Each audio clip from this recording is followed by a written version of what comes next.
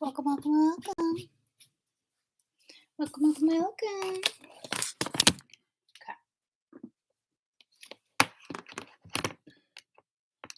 Okay. Hey, hey. Hey, hey. Okay. Safari.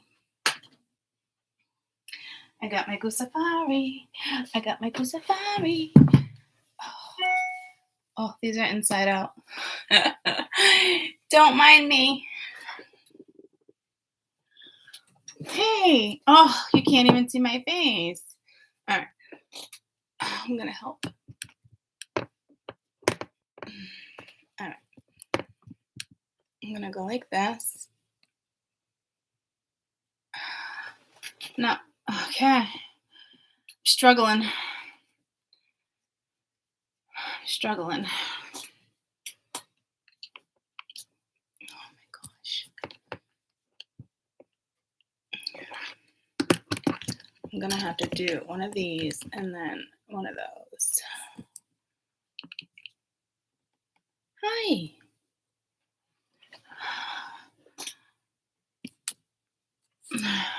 Hi. Okay. I meant to pluck this. Hi, I'm plucking. Good morning. I'm like, they haven't seen my face in a while. Good morning. And I got my pants on backwards. Well, not backwards, but inside out. That's gonna drive me a little bit crazy. It's gonna drive my little bit crazy.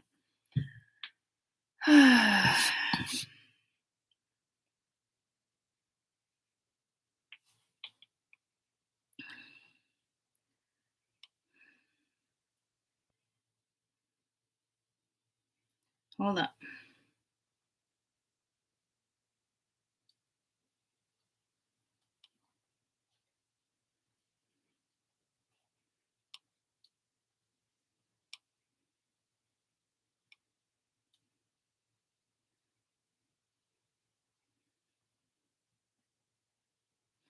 All right. So I got 2 tickets to paradise. Hola. I don't need that. I can put that down. Hi. Hola. I got Goosey. I got my goose.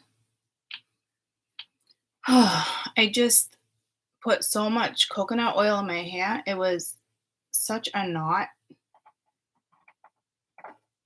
It's funny because I said to myself, I'm like, is Sheldon going to get up today? He hasn't been up in like 3 days. I went to bed with my hair wet the other night. Not a good scenario with me. But yeah, I do it. Hi, Aunt. Hi, Dana, Laura, Lonson, Emily, and Miss Megan. Look at you all. Hola. So yeah.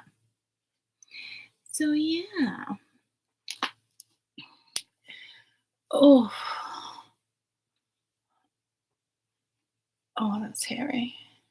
Why do I always miss a spot? Good morning. You know, I want to say, well, I know I'm not the only one, but like when I shave, I'm just like so quick. And I'm never like looking. I'm not like this, like in the shower, like, did I get it all? And besides, it's like kind of blonde, so I don't even really see when I miss something. So I've been going to the gym. I started the gym with the kids. You miss spots, yeah. It's funny, like sometimes I'll miss down there too, but that's not blonde. So I'm like, oh fuck. That's like a big old patch. I did not purposely leave that. I've been starting to go in the gym with the kids, and it feels good. But they're kind of like obsessed with the gym. And mind you, they've been asking for months now, right? And I'm like, well, blah, blah, blah, blah, blah. And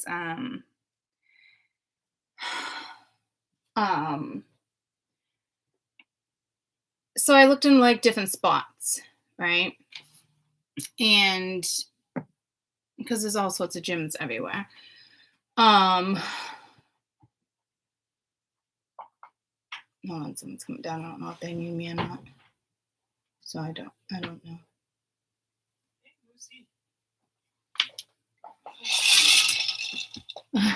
You can open it. Are you coming to see me? Oh, she's all excited. Are you online? Yeah, I was just about to start YouTube. You doing laundry? Yeah. Oh, I gotta switch over mine.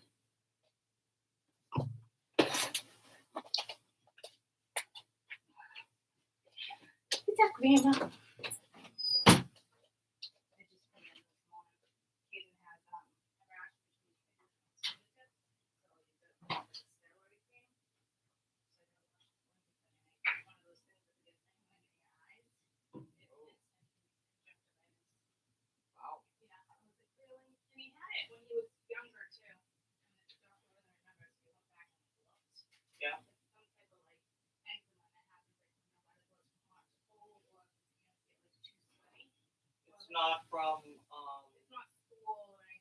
school or gym related. Sometimes you can get funky things. Yeah, no, it's not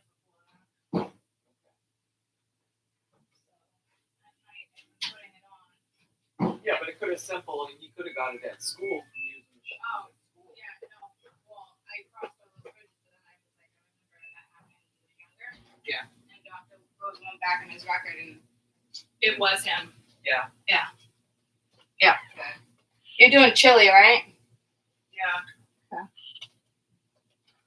You can have waffles or something. Yeah. Figure it out. Yeah. All right.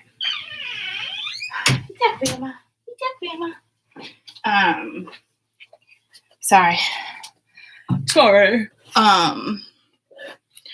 So what was I talking about? Oh, the gyms, all sorts of type of gyms around here, right? I looked into boxing. I looked into like all that stuff. Sheldon is getting up. Son of a bitch, he's got no water. You know, if it's not one thing, it's another. Are you surprised? It's the way that you're walking to left to right. Want something slow down. I'll let you guys a song. You know what came in earlier this morning too was I can't think of the name of it. Hold on, let me just clean his water dish because he didn't have any water. It's been dry. And I haven't replenished it in a couple days because he was sleeping. Oh, I should say hibernating. My little hibernator. I don't even think I should feed him today, to be quite honest. What do I just do with the water?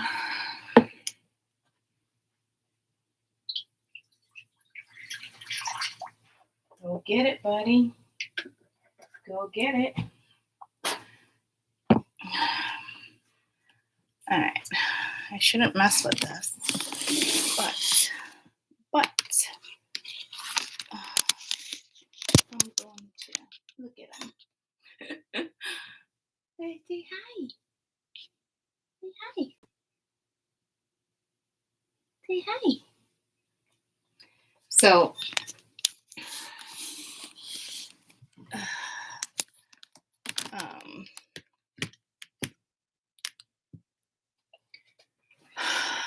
I don't even think I'll feed him today. I think it's been like 3 days or 4 days. I think we're going on day 4. He was sleeping. So back to the gym story. There's all sorts of gyms around here, and I pulled this tablecloth. It's gonna drive me nuts. I did kickboxing for years and I loved it. And they started going to the schools. Like the schools now have gyms, which I think is amazing. Like all out gyms, not like just like courts and stuff. So like certain programs will come in or whatnot for the kids, which I think is phenomenal. So I was looking into all sorts of different ones and I decided to go, I found one. So um I was like, maybe they won't stick with it, blah blah blah blah blah. These kids are fucking beast. Beast mode. Beast. I'm like shocked. I got goosebumps. I'm like, it's I'm there for 2 hours sometimes. I'm like, this is no. Gotta fucking go. Kane's like, well, I didn't do blah blah blah and my weights and blah blah. I'm just like, no, this is not a thing right now. Like, I literally had to do their own accounts and say he was 15 so I can just drop off. Cause I'm like, I don't want to be there for 2 hours. He's a boy. He's a freshman in high school. So he's really like, he's got a calorie counter. Like he wants to make sure he has his grilled chicken. I'm talking like he's on it. And like me is on it. Me is not counting calories or whatnot, right? But last night I was starving, so I stopped at Panera, I believe it is. Yeah. And I got like a avocado turkey sandwich on like a lettuce wrap or something that was like healthy. Caden's like, well, I'm gonna go with just some bread. He's like, I need my carbs. And Mia's like, well, I can't go with bread. And there's no point in going to the gym if you're having bread. And Caden's like, not with me, Mia. I need my carbs. I need this. I'm counting. I'm just like, oh, like it's insane. I mean, it's phenomenal. I really hope they stick with it. So I'm getting dragged out. Like, so for months, Caden's been on my ass, right? And I'm like, oh, I know it's a lot of work. I've done this before. Like, it's not something you can quit, blah, blah, blah, blah, blah, you know? And they're like, I know. And Caden's like, well, can we try the gym before I like do boxing or something? And then Mia's like, well, that's not fair. I don't want to do kickboxing and blah, blah, blah, blah, blah. And I'm like, okay, so we're all just going to join the gym. Okay. So then at that point, Jade and Alana, and then I added on the boyfriends because I'm like, might as well, you know? So I've been like stuck there. And I literally thought to myself, I'm like, well, I can just go in the car, you know, like towards the end. Cause I'm like a half hour and I'm good. Like I like to go like I like to go in like the 30-minute, like the 30-minute workout and work every single muscle and then do the treadmill. Mia loves the stairs. My knees are not in shape for the stairs. So he had me doing the bars or something. And like this is embarrassing. Not embarrassing, but embarrassing because first of all, I typically go to a gym. It's either private or it's like the whole town though, you know what I mean? But like I ended up going to Planet Fitness because I told myself if they quit and I got these contracts, I'm gonna be fucking pissed. So Planet Fitness is the only one I could find where there was no it's month to month. There's no yearly contract. So I'm like, that's phenomenal, right? Although I got there the other day, I'm like, you have a scale? They're like, a scale? They're like, no. They looked at me like I had 10 fucking heads. Yeah, you're a fucking gym. You don't have a scale? They don't have like a bar? I'm spoiled at the gyms I was going to. I'm not gonna lie to you. Like I was like, yeah, I'll have a smoothie, a protein drink. Like it's great. I don't do that for me at home, right? So when you get like certain like black cards or whatever, like, oh, 50% off drinks and yada, yada, yada. Their drinks are cooler drinks. They're water and Gatorade.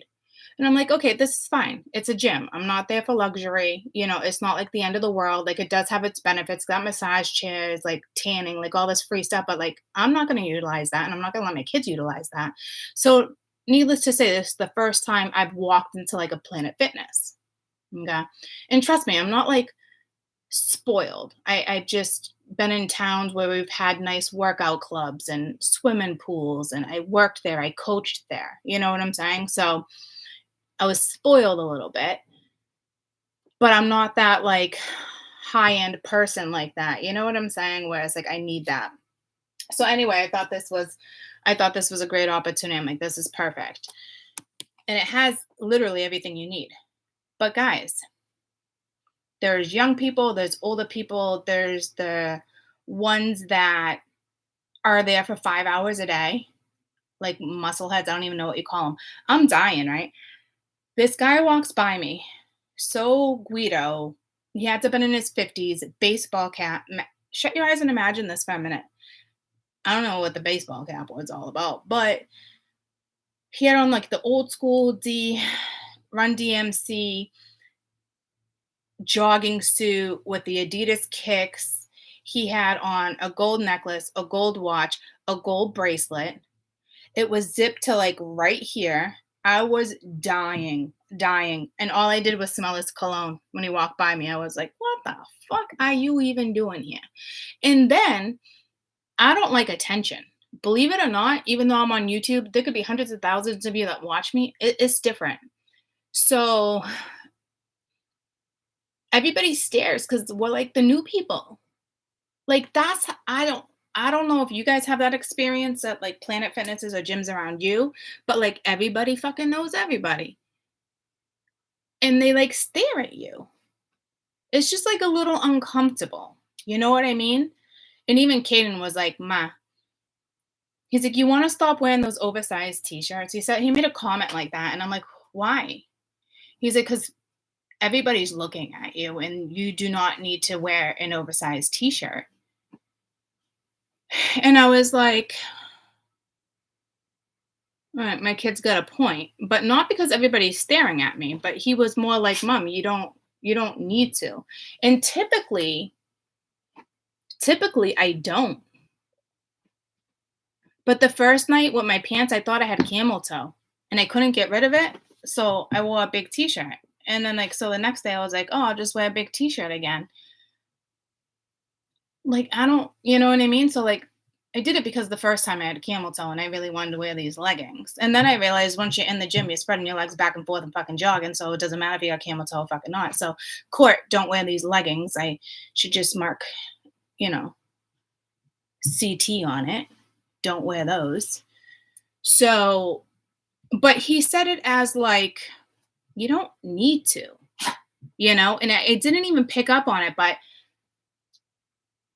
I am uncomfortable with certain things. Like some guy, yeah, I don't know, he's probably like my age, and I didn't know how to work something. And the kids go off and do their own thing. Like they're doing dumbbells and whatever these things are. And he's like, you need help? And I'm like, I'm not really doing the option thing anymore, but this is, very fucking, like, I really honestly sound stupid, but I really don't know how. And he's making small talk with me, and he's like, those your kids? My kids haven't even been around me for a half hour. I've been there for 2 days. Yeah, those are my kids. You know what I'm saying? Like, everybody stares at you. It's fucking awkward, guys. It is awkward. I know it seems strange because I'm on YouTube. It is not the same when you are up close and people are staring at you. And then Caden, there's like rows and rows of treadmills, right? He goes to the one up front. Me and Mia are like, we'll take the back row, right? Caden's like, well, I want to be in the middle. I'm just like, is this real life right now? So meanwhile, I got all these hot men and women behind me. I'm like, this is weird. I'm like, I need to get my comfortability back. And I've never really been great with surroundings like that. Like, I go to concerts all fucking day and be shit faced and get naked. Okay. It's different. It's different. I don't know why it's different, but it's different. So it's just going to take me a little while to get my comfortability back. But I mean, some of these mamas, I'm like, God damn. Like, cover up a little bit. Like, really? It's not that you're making me look bad. It's just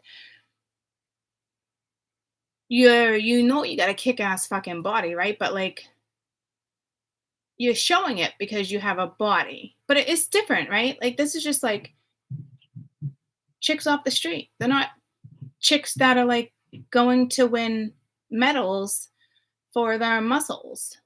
There's a big difference there. You know what I mean? So I'm adjusting.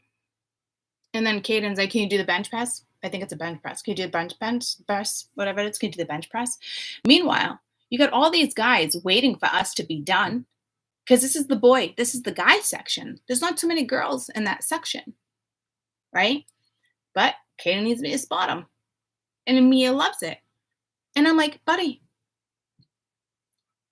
I'm glad you like me spotting you, but I can't save you. I can't save you. You're lifting 100 pounds. I just raised 25 pounds.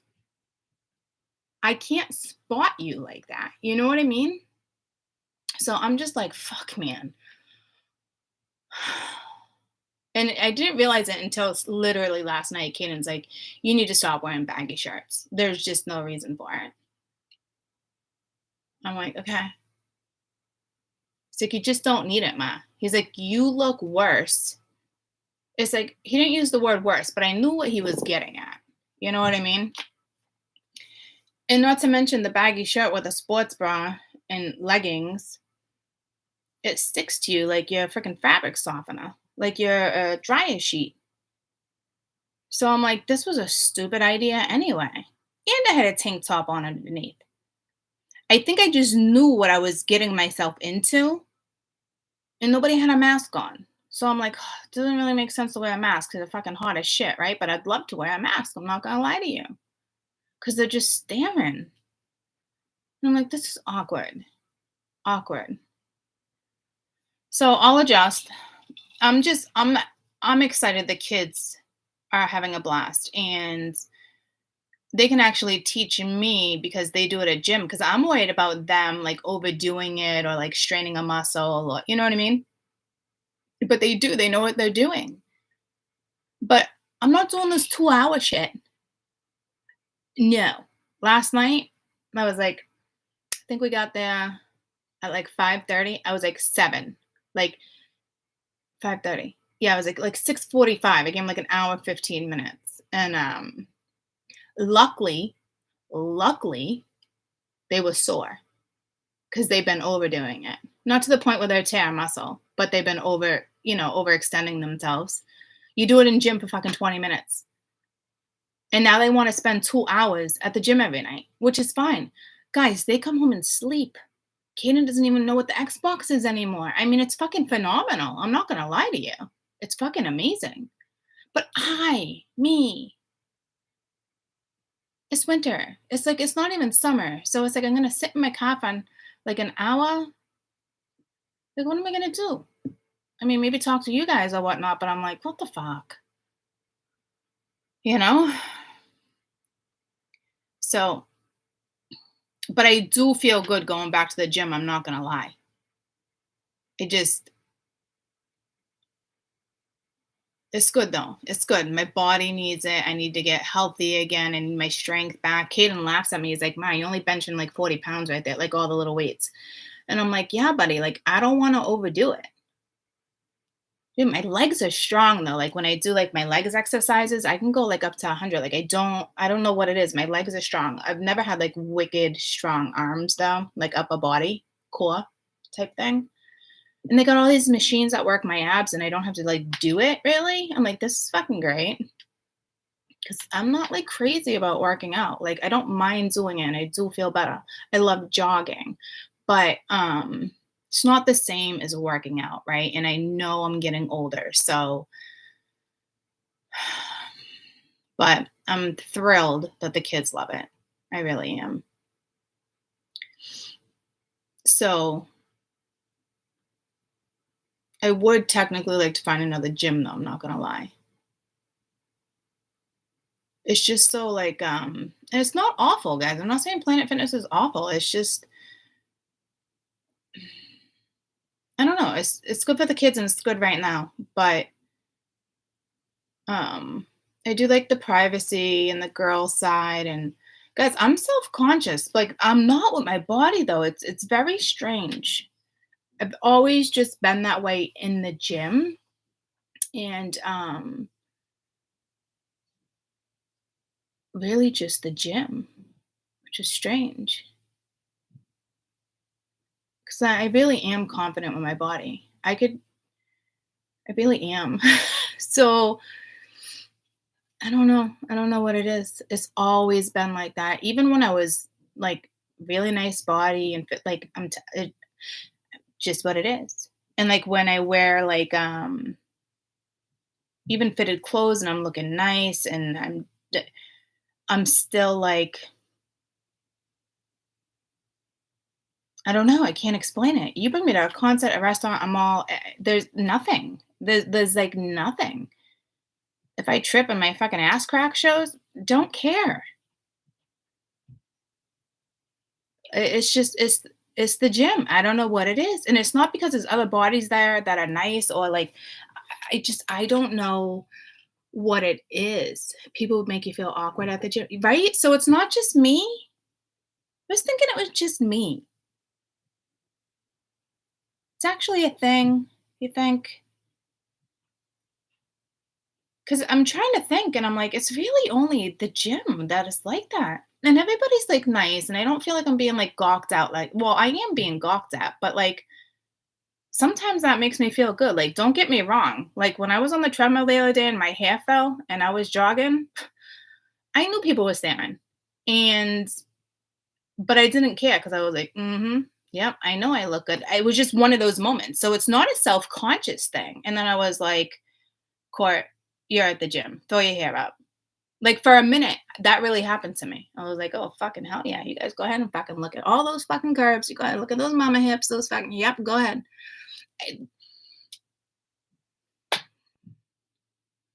And then I was like, I literally told myself, quit. Put your fucking hair up. What are you doing right now? Like seriously. So it was just like in the heat of the moment. But you want to know what it was? That heat of the moment, I had music on. So I think I'm good if I just leave the music in, or maybe I'm not. I don't know. But it's majority of the time I am I do feel a little awkward. And I don't think my kids do though, which I think is great. But I did have that one moment where I was like, I'm back. But I think it was because my energy shifted. Like I'm back, you know? And it's a good feeling because I feel like I was like in a funk for a little while. Not like a funk where I couldn't do this or couldn't do that, but like I got the goosebumps. So it's like I'm back, you know? So but I am. I'm absolutely thrilled that the kids are like so into it, you know? I'm not crazy about the calorie counting and all that because I mean they're still young and yeah they're a little like overweight, but you know what, like if you're gonna stay like really disciplined like me, I think it's more like wait, Caden, like he might become a gym rat, I don't know, right? But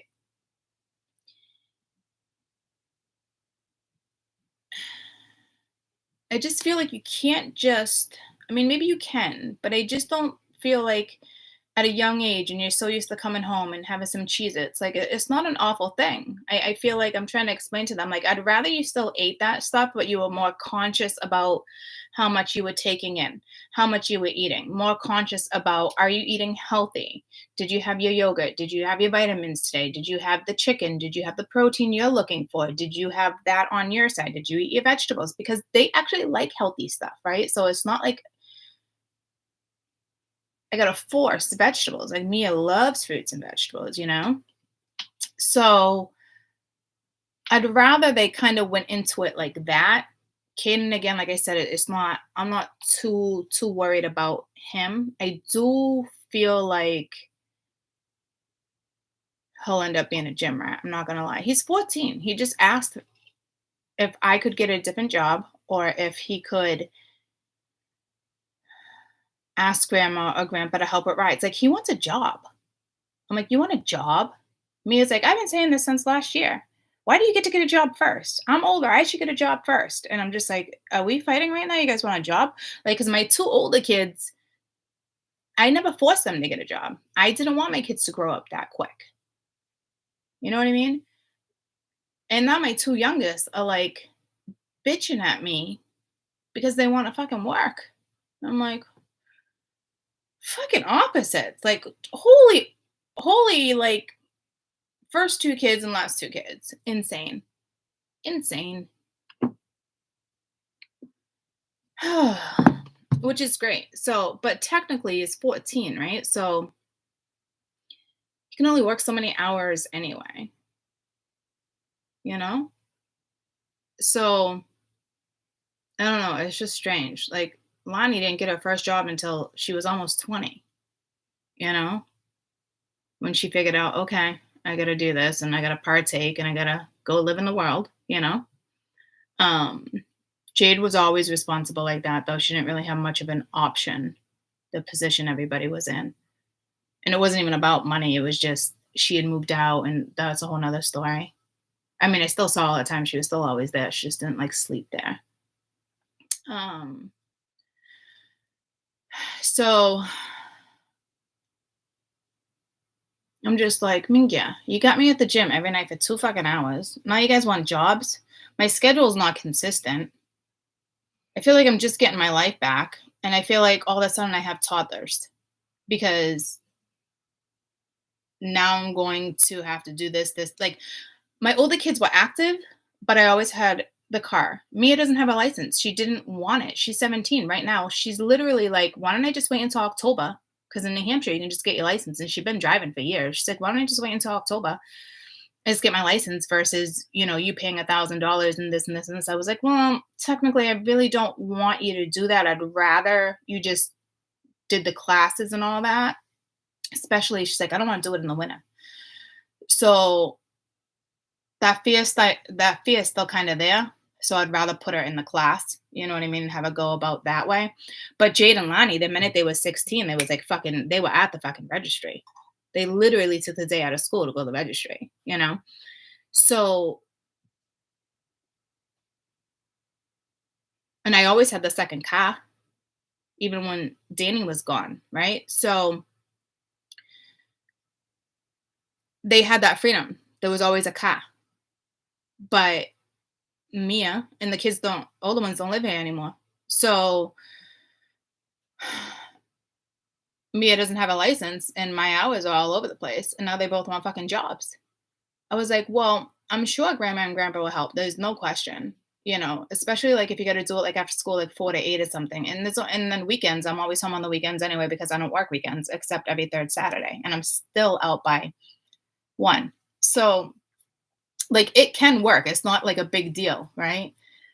But it's more shocking because I do feel like I have that independence and freedom, and now all of a sudden I feel like I'm going to be locked in for a little while, you know?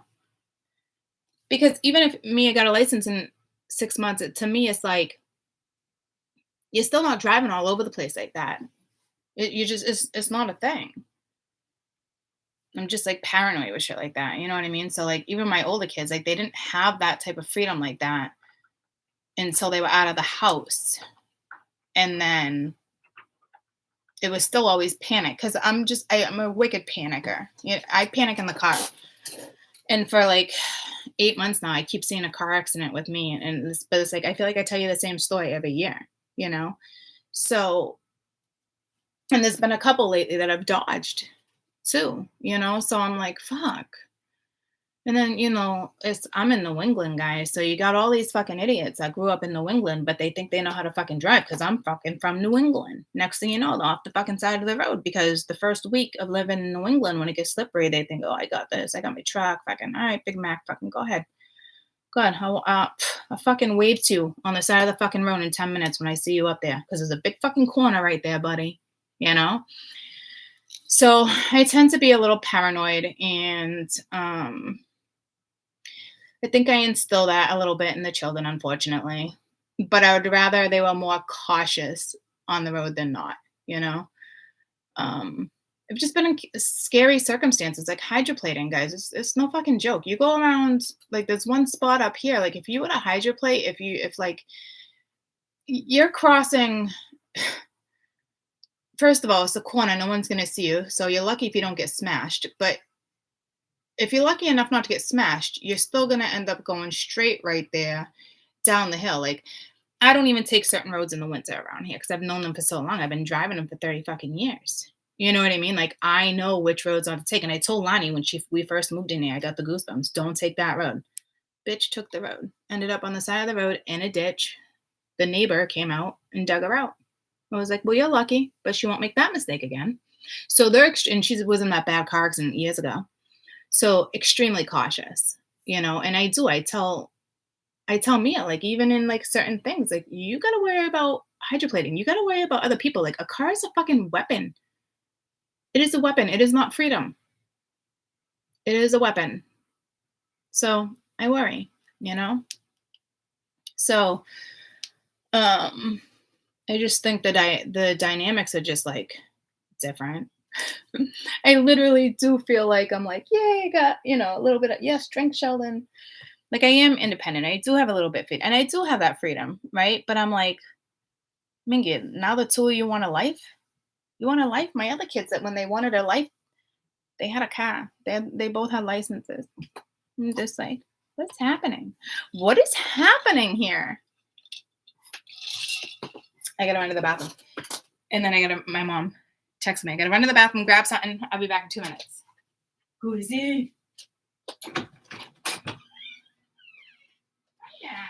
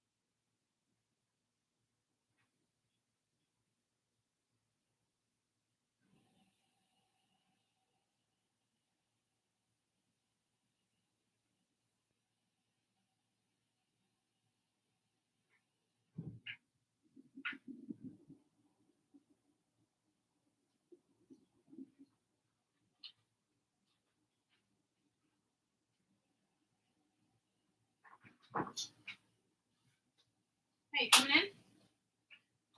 You coming? You coming? Hi. Lucy's in here. You say hi to Lucy? Did you guys say hi to Lucifer? Okay. Sorry, I got sidetracked. I didn't even pee. I sat on the toilet. And then I thought I was gonna have to like shit and go to the bathroom, and then I was like, wait, I'm on YouTube. Get off the toilet. And typically I don't do that. I never have to like sit and say, okay, I'm gonna go to the bathroom. So it's just a strange moment for me. And then I realized I was on YouTube. And then I was like, all right, you gotta pee now. And then I couldn't pee. I was too busy on the phone texting. And then I wiped and I realized I didn't even pee. I've had some strange bathroom moments, but that was the first for me to get completely sidetracked.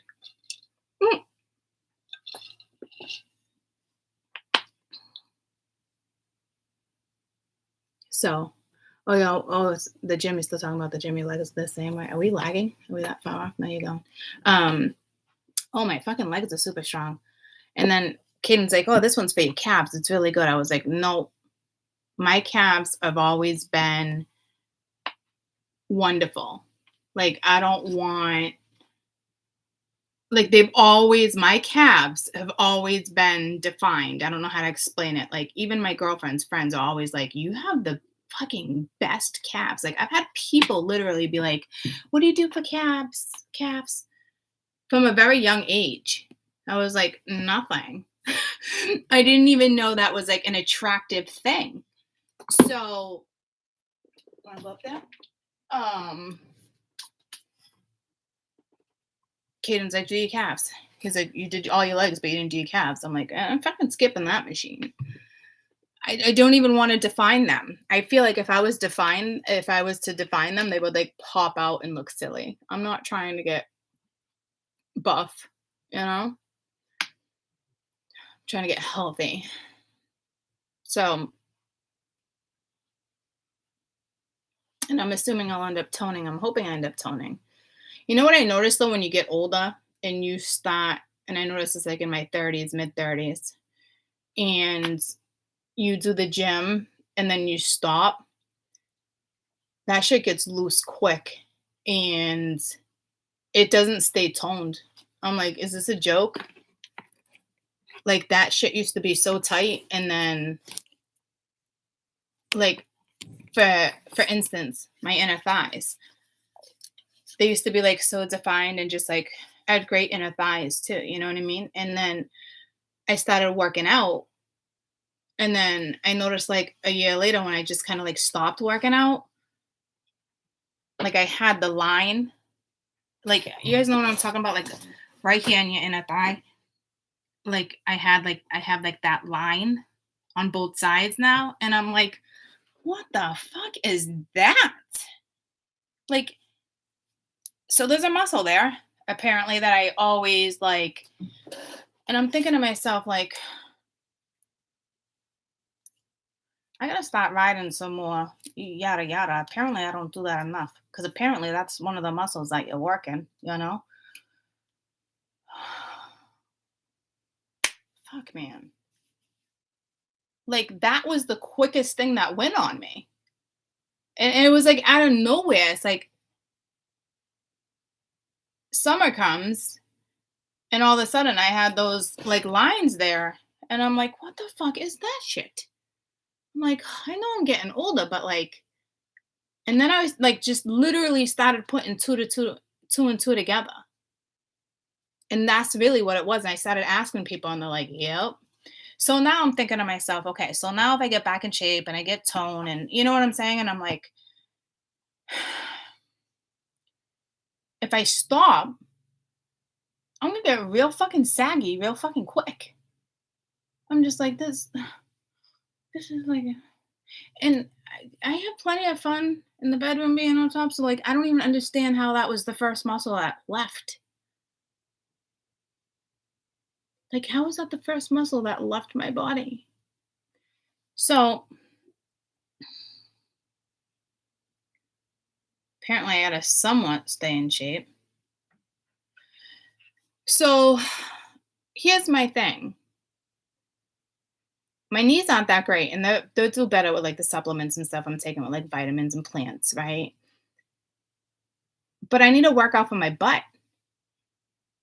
I don't want to tone everything and then my butt doesn't get toned. And I don't need like a cute little bum. I'm okay with my bum. You know what I mean? Again, I'm okay with my body. So how do I do my bum? There's no bum machines. Got all these chicks squatting. My knees hurt. I'm getting old. I've always had knee issues. They've been wanting to replace certain things with my knees for years, but I can still walk and I can still jog and I'm good. So, any recommendations for my bum? Because how can I work every muscle and not my bum? That would be silliness. And I'm looking at all these machines with all the muscles, and I'm like, none of these machines are doing my bum. So,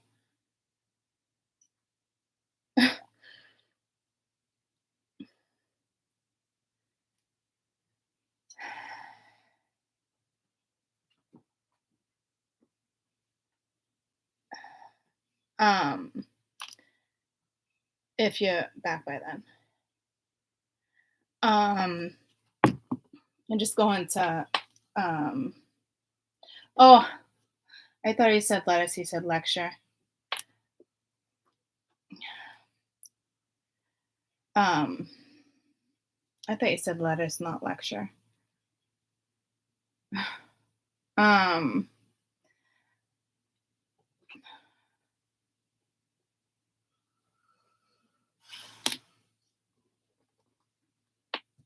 hold on.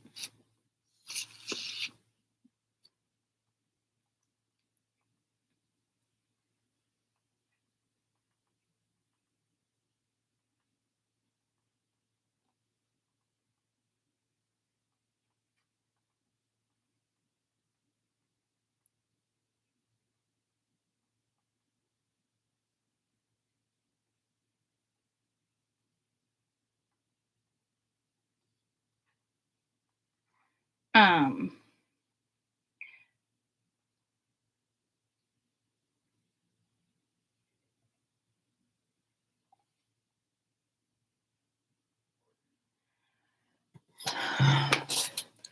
Table at the gym. What? Slanted table at the gym. Yes. Bridge poses and hip thrusts. Don't know what those are.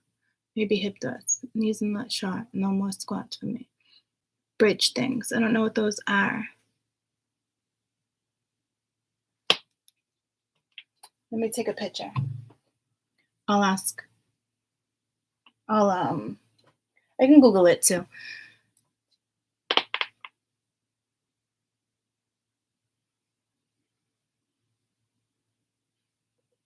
Yeah, I know collagen's good for you too. There's a couple plant things that I bought. I just know has like collagen in it. I don't know if it's that. I don't think it's the algae. But actually, the doctor said not really to do the algae one right now. I'll figure it out. But oh, you can't ask for help there, Laura. You want to know why? They don't have trainers at that gym. Not that location. And I feel like if I was to ask for help, they'd probably think I was picking up on them. I'm not gonna lie to you. Masha's been taking collagen forever. Oh yeah, they don't have trainers at that gym. Like I said, like I don't know if it was just me being spoiled at other gyms. They don't have trainers. And I think they said it was because of lack of, employees and all that, which like I get. But like and Masha's a gym rat. I'm sure she'll be able to like tell me too. Like she's a gym rat. Like she'll go to the gym every day for a little while. Like she's no joke.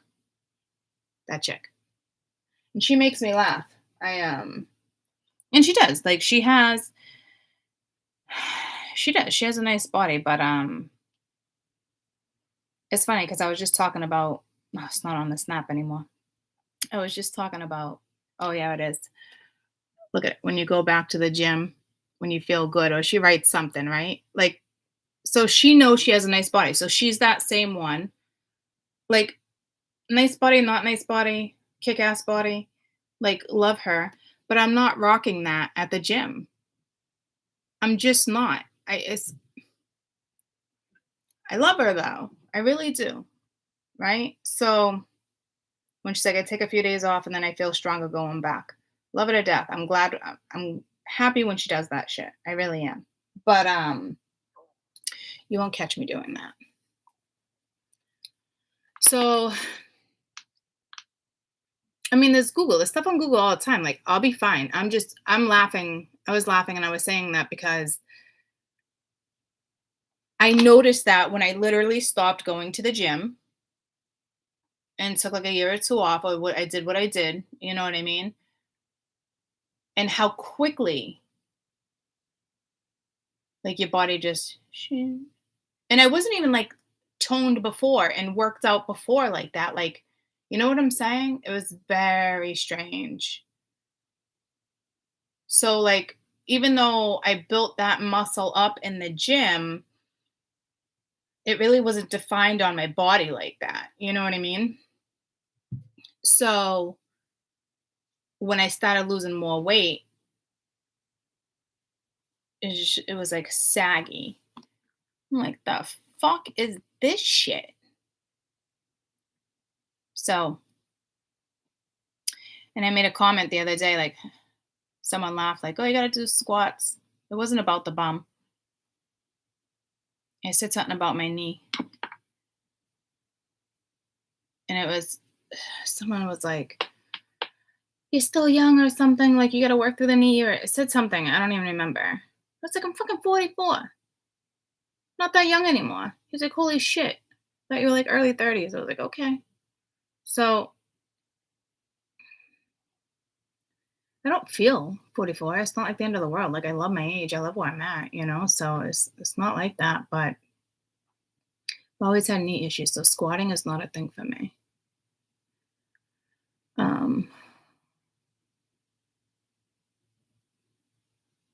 But I do.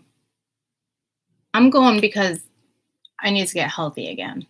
And I know jogging used to clear my head. Working out does clear a head, right? And the kids were on me. So finally I'm like, fuck it. Let's just do it. You know? So I used to love basketball. I played basketball for a while too.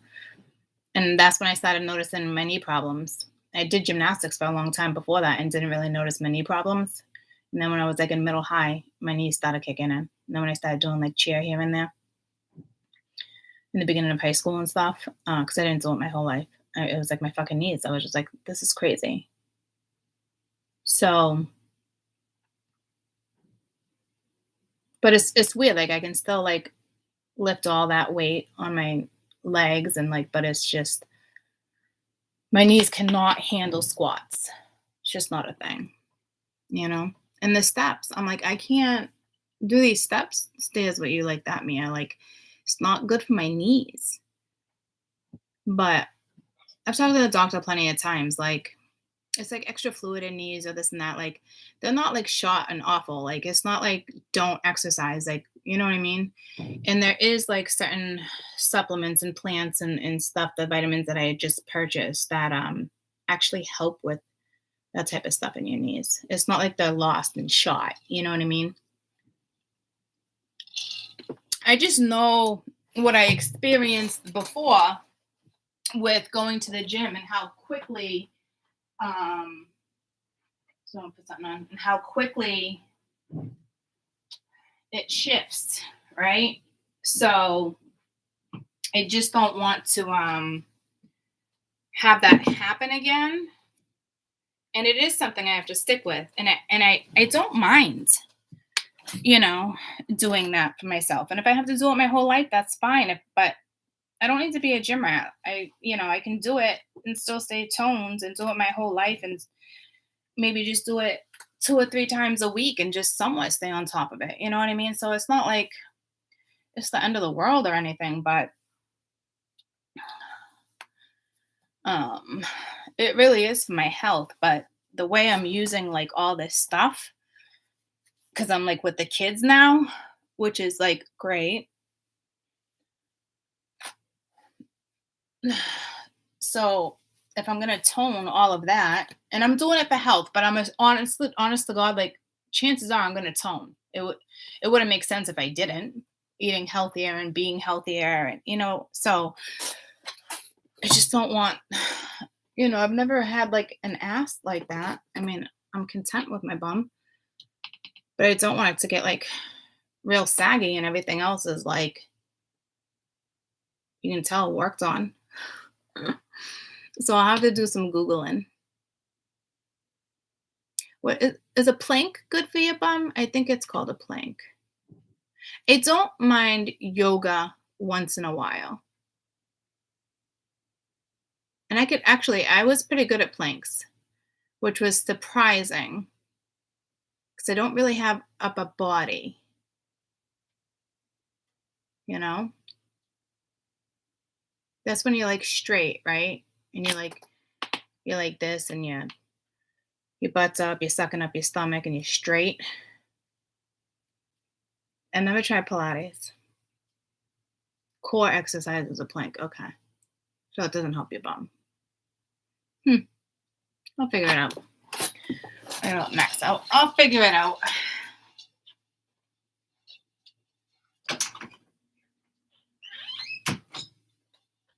Or in 3 months, I'll be able to do squats. I don't know. I'm not worried about it. Well, I'm a little worried about it, but I'm not worried about it. I just don't want that to happen. I just feel like that could actually happen.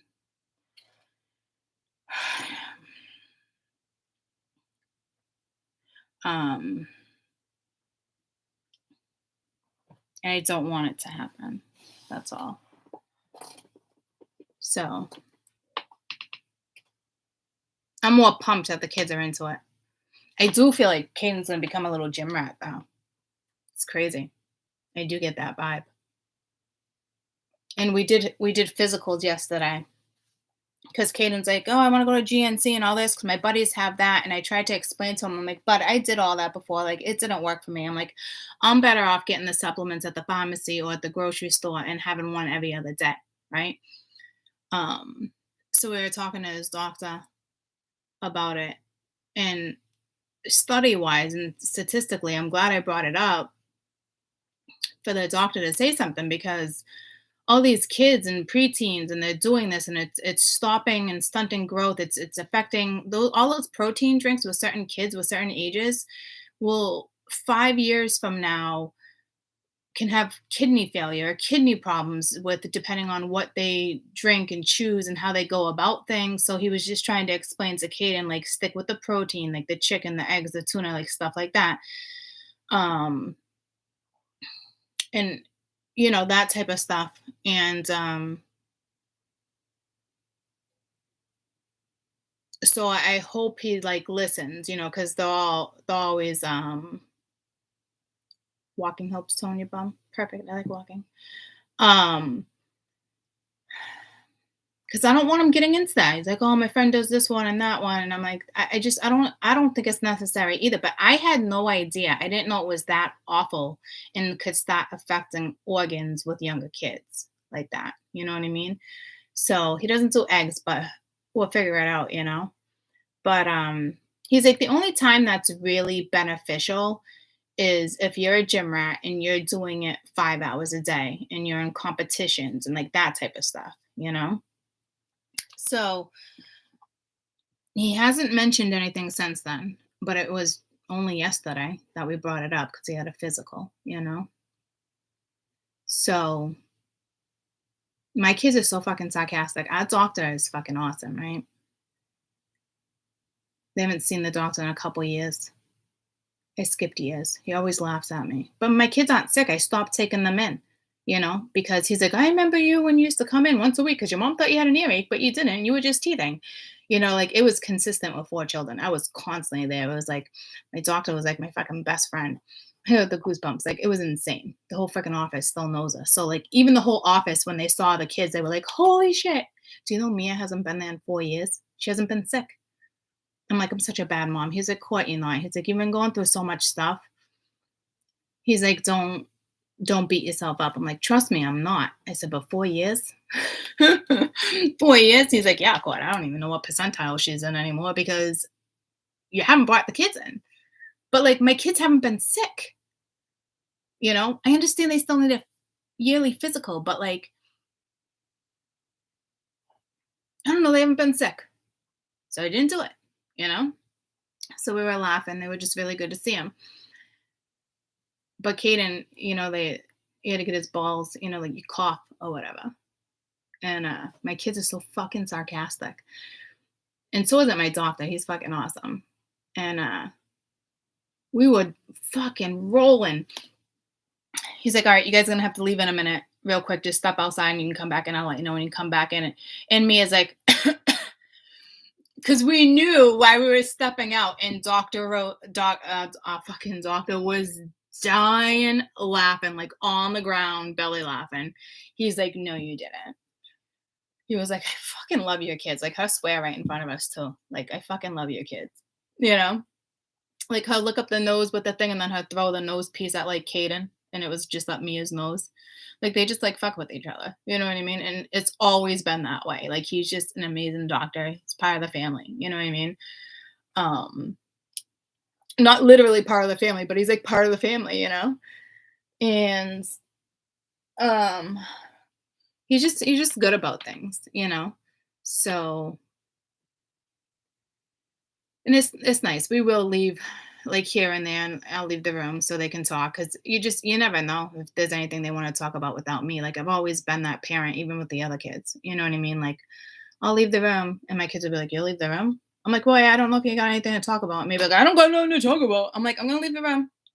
Doctor doesn't want to talk to you for a minute," or whatever. You know what I mean? He starts dying laughing.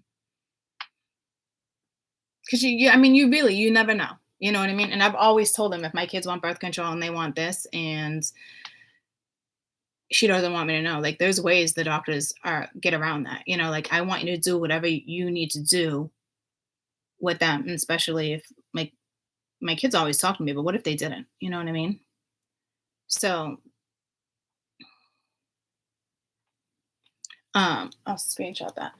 So, but he just loves their sarcasm in my kids, and he hasn't seen them in a while. I mean, he hasn't seen me in 5 years, guys. It's 5 years. Came in a couple years ago. But Mia has stayed consistent. Like 5 years ago with the chat, she was 73rd 0.6 percentile for her height and weight, and she's still 73rd 0.6 percentile. He's like, is this a fucking joke? He's like, I haven't seen you in 5 years. He's like, you're exactly where. He's like, I would tell you how you've been growing, but I can't because your mom hasn't taken you to the doctors. I was like, thanks for making me feel like an asshole. She's like, what does that even mean? I was like, well, for instance, you're really short friends. People worry about like their like their growth, if it's being stunted or this and that. I said, I never had to worry about you guys. Like you always grew. Like there was never concerns. And I'd been through the doctors like just so much. And it was just, the kids were healthy.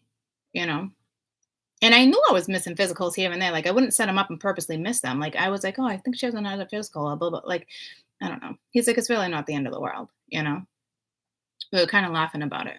Kind of funny, but not funny. And I thought I was pregnant. So we were, and I'm not. Tubes are tied. But it was a scary thought. And so I called the doctor's office and I was like, can I just get blood work and just check my HCG levels and blah, blah, blah, blah, blah. So we were like going around the kids and not like really saying anything. So he's like, so you're good to go upstairs and you're good to do this. And then he took me in the room at the end of the day. He's like, are you fucking serious? What? He's like, do you even want any more kids? I was like, no. We were dying laughing. I'm like, I've never been so scared in my life. I'm like, I haven't even thought for 1 second to buy a pregnancy test. I didn't think for 1 second, 15 years later, I would ever think like, because I've been missing my period, my boobs have been sore, but I've also had a couple procedures, guys. I'm getting older. He's like, it could be premenopausal. I'm like, just shut your mouth. Like, he's like, honestly though, he's like, you don't know. Right. So we were just kind of like dying laughing. He's like, well, what would you do? And I'm just like, well, I don't know. And he's like, what? You love babies. I'm like, I know. But if anything, like if I really was to have more kids, like I would adopt, I would foster, right? You know what I'm saying? So, but to have that scare, like I took a test, it was not pregnant, and I still went for blood work. And it was just yesterday for like 4 hours it was on my mind, and it was fucking scary. It was a scary thought thinking it could actually happen because I'm looking at the odds and statistically, like, it could actually still happen. And it's like unsafe sex if you've been with a certain partner. Like, I don't think about it. You know what I mean? But there is that slim chance or odds where, tubes go back together. So, and I'm just like, after so much time, and I'm like, it would just be my shit fucking luck that that would happen. So at the end, before I went up to get my own blood work, the kids had their shots. So they had to stay in the room for 10 minutes. And we were just kind of like shooting the shit.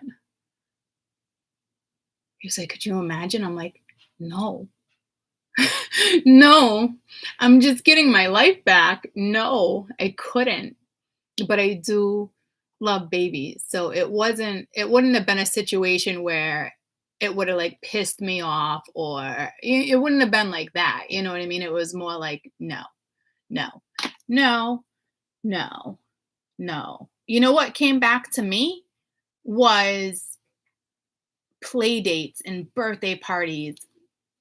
And I'm like, fuck that, dude. I don't want to do that shit no more. That was exhausting. That was the only part that I was like, I don't care about waking up in the middle of the night. I don't care. Like, to have a baby in my arms, are you fucking kidding me? That's like heaven for me, you know? The part that came back to me literally was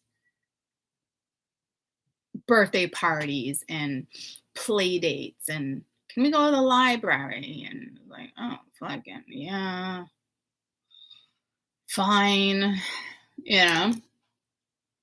So, but I'm not gonna lie, it wouldn't have been awful. But in my head, honestly, I literally said to myself, and this like really the first time ever, I'm like, would I even keep this child? Like, would I even consider aborting? Like, would I like it actually crossed my mind. And then I literally said to myself, I wouldn't. I know I wouldn't. So I'm glad it's not going down that way.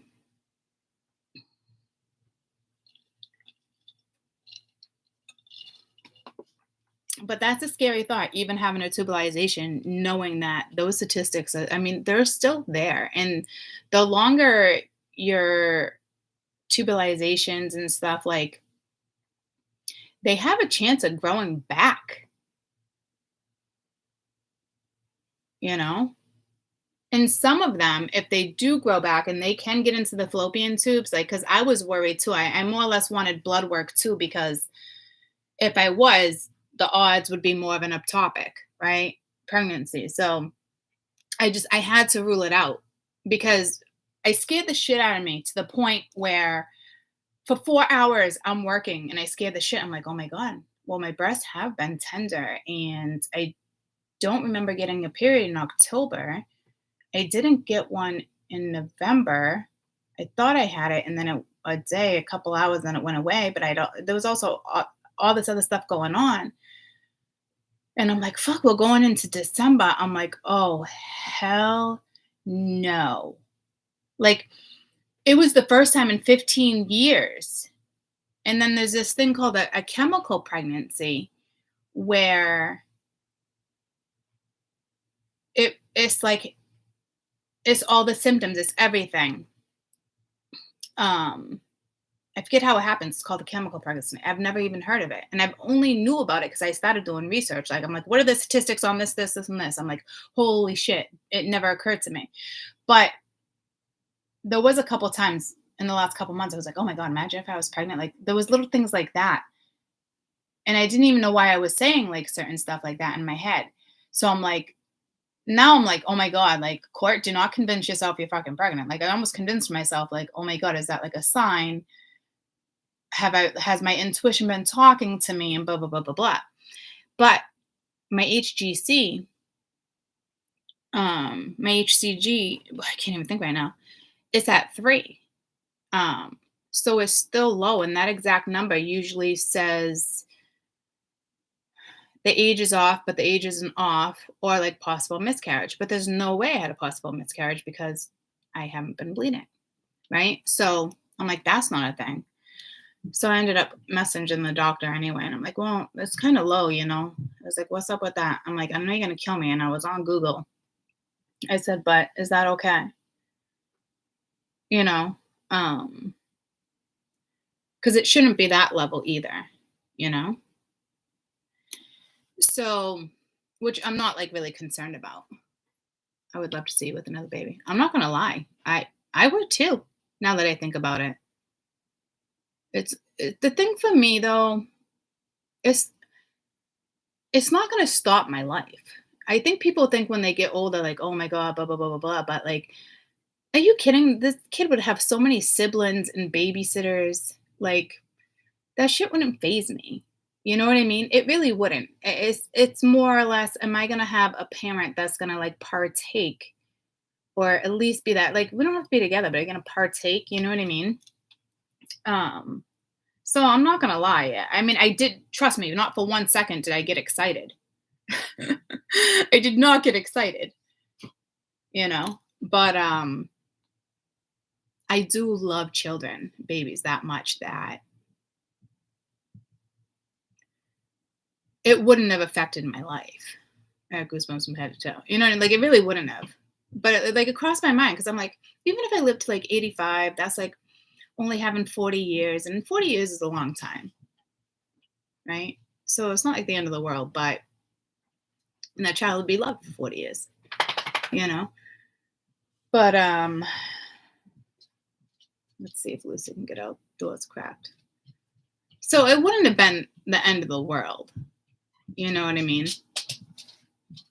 So, but and I do plan on traveling and doing stuff like that. But again, the child would have so many siblings that wouldn't stop me. And I have so much love for children and kids. Like, so to me, it'd be a blessing, you know? But again, like I wasn't like pumped, like, oh my God, like that's exciting. But now that it's the day after and I know that I'm not, you know, it's not bittersweet, but I do love babies that much, you know, that it wouldn't have set me back, you know. I think if anything, it would have brought, you know, more joy to my life.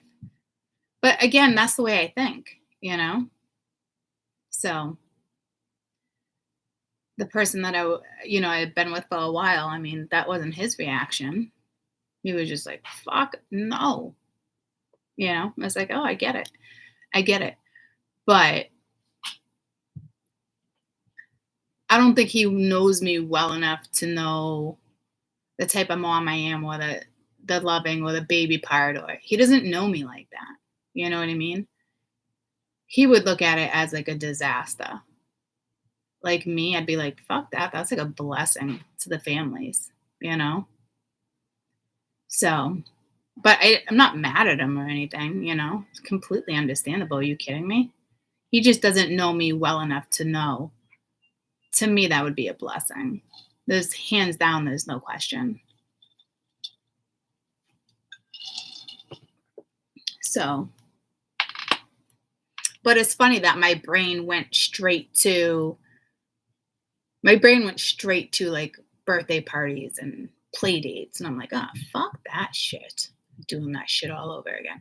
But again, I didn't have good experiences with that because their dad didn't partake.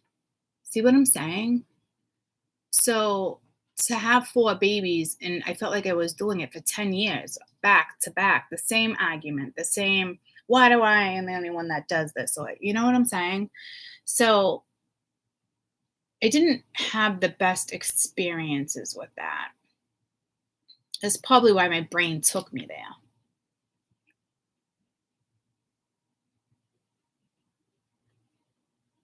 You know, my kids are going to be so fucking blessed to have me as a fucking grandmother. I'm telling you, it's like they're lucky if they get their fucking kid back.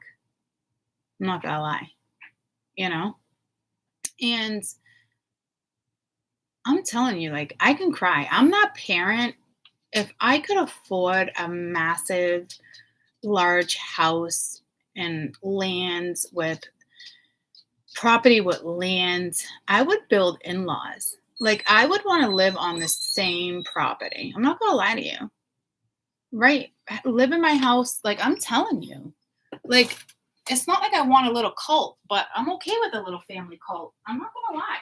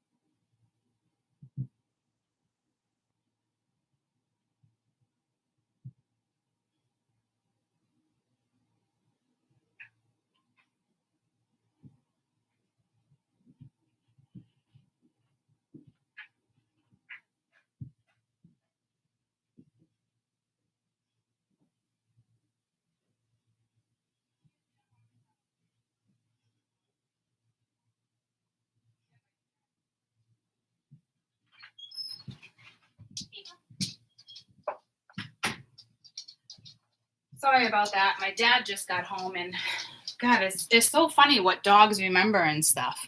You know what I mean? He had a treat for her. She knows. She knows this shit. So, so oh yeah. And I've considered that with people that I've kind of like been with or considered being with. Like, I get a little weary. As much as I love someone, um, I'll always love my kids more. And I'm okay with my children living with me. And you know, and the person that I was currently with for like a year and a half, I'm still talking to this. Like, it's not like we won't be friends, right? But like, his idea is so different. It's almost like my dad. Like, when you're 18 or you go to college, you're independent, you work, you're out, you know? Um, and I'm not that person. So I would hate to find myself in a position where my 25-year-old, they had a family, or say they were, building a house and they were fortunate enough to do that, but they needed someone to stay for a year or whatnot. Like, I don't want the person I love to feel like that's a burden, or I couldn't ask them, like, "Are you okay with that?" Or what if they really needed help and a place to go? Like, "Are you okay with that?" Because I really feel like the person I was with last would not be okay with that. And that's, you know, I do. I love him to death. We do. We love each other, but I don't know if it's fear on his end or my end. Like, I mean, there's always gonna be fear. There's always gonna be that. But like, I'm that person though, guys. Like, the more the fucking merrier. He worries because he has kids, this and that. I'm like, the more the merrier. Like, are you fucking kidding me? Like, I'm just that person. So I do get a little wary about certain stuff like that because I do have 4 kids. And what if all of them want to come back home? Like, Mia is like wants to go to college, but she doesn't want to go away for college. She still wants to live with me. And that could change. You know what I mean? But what if it doesn't? And like, when I move, Lonnie still wants to live with me. Jade would still want to live with me. I love my children. My children love me. We get along as team. Like, you know what I'm saying? So it's like, I don't know. I have that dynamic. So to be honest with you, I don't know if I'll ever settle down with somebody now that I think about it, because I'll always put my kids first. And I won't ever want to be in a position where someone's like, whoa, I don't know about that. And it's like, I don't think I got the goosebumps. I don't ever want to put myself in a position like that. Ever. Ever. And if it wasn't when I had to move in here, it's not because I couldn't afford to find a place here, there, and there. It was the town I was in. Now, you guys have all heard this story plenty of times. It, but they wouldn't even have let me stay here if I didn't have kids. That's how hardcore my dad is. No joke. There's no fucking way. You know? So, I don't know, guys. As much as I would love to have a partner in my life, I just, maybe I'll come across one where that shit won't phase them. I just know the last one that I was with, and I'll always be friends with them, is I don't know if when I'm together or not. There's too many things that go on in my head where, like, instance, what I just shared with you. You know what I mean?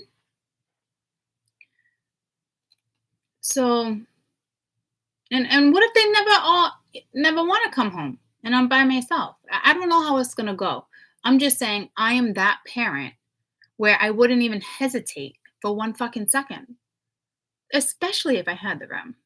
There's no question. I would want my kids to live with me the rest of my life. I know that sounds crazy and selfish, but I don't see anything wrong with that either. If they're independent and they're doing their thing and they're coming and going and they're partaking, and like, what's the fucking problem? But again, guys, that's me and the way I bond with my children, the way I love babies, and the way I would adopt, and the way I would like. I don't need a man by my side to foster. I don't. I don't. You know, I don't need a man by my side. Period. Would it be nice?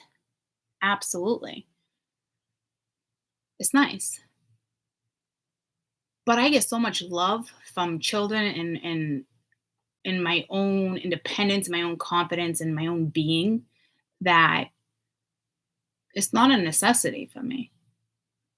So when things get serious or they take like a turn, I really consider a lot. Like, and I won't go backwards, or I won't be like, oh, well, do. Because I don't ever want to find myself in the position ever of someone I love or a stepfather, and then when the kid wants to come back, and then like, what the fuck? Like, no, no. And it's sad. It makes me sad because I can shut down, or I can mentally say to myself, like, I love you to fucking death.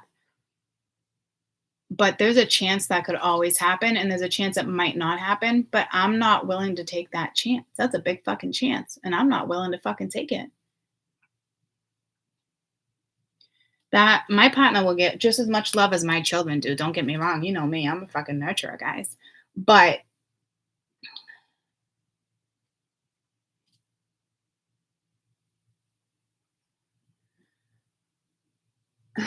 um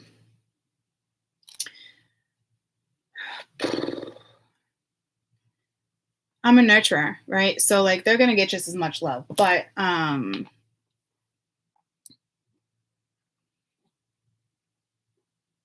it does make me worry.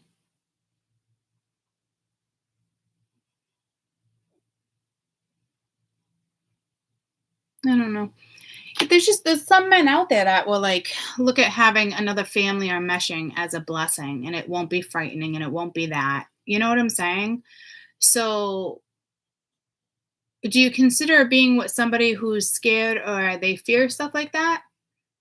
I don't know. If you love them, right? It's fair you push through. But then 5 years down the road, what if you get stuck in that predicament? Right? So I don't know, guys. It's tough.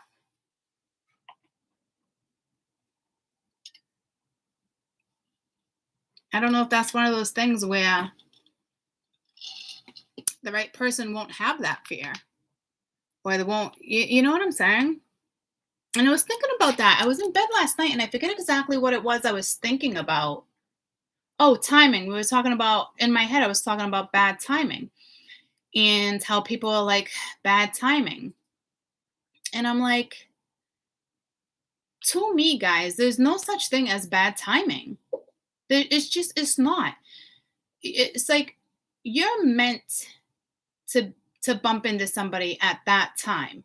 You're meant for that person to come back into your life at that time. It depends on how you two proceed and what you want to push through, or if you want to make excuses, or if you're worried about what other people fucking think. Like, it's not bad timing. It was the right time. A lot of people want to be like, oh, it's divine timing, which makes you think you have to be patient and this and that. No, no, it's fucking timing. It's not bad timing. People want to be like, oh, I got pulled over on the way to work, or I popped a tire on the way to work. Like, bad timing. No, not bad timing. Not bad timing. What if you just avoided 10 minutes up the road a 7-car fatal car accident? That's fate. That's not bad timing. Want to know what fucking bad timing is? Is when you're masturbating and a kid knocks on your door. That's bad timing. Everything else, you're just making an excuse. It was the right time. Chances are you don't want to push through change. There's no such thing as bad timing or the wrong time. There's not. Think about it. If, like, say for instance, I put this all in my head, say for instance, all my children, and in half hour before, like, this was going on in my head last night, half hour before. What do you want for dinner? What do you want for dinner? What do you want for dinner? And then nobody says nothing, so I take meat out of the freezer, right? I make the final call because now I'm leaving, or whatever. You know what I mean? And then, like, 15 minutes later, Lonnie, oh, let's have steak. Well, too bad I already took out chicken. Oh, I could picture her being like, oh, or somebody being like, sorry, kiddo, bad timing. No, it's not bad timing. You had an opportunity a half hour ago when I asked you what you wanted for dinner and you couldn't make up your mind because you were indecisive. Somebody had to make a decision, right? So to me, I don't know where somebody just said bad timing and it like triggered me because I'm so sick of people using timing as an excuse. You think you just came into somebody's life for no fucking reason? You think that person knocked on your door for no fucking reason? You think you got that job or that opportunity for no fucking reason? Guys, you have opportunities all over the board all the time. That's why I call it a free will card. Because the opportunity is there, but you don't take it. There's been an opportunity to go in a new direction for months and months and love and stability and starting your life over. But the other person doesn't want to change. It's not bad timing. It's excuses. There's no such fucking thing, guys. So when divine timing comes in, shit's probably about to go down.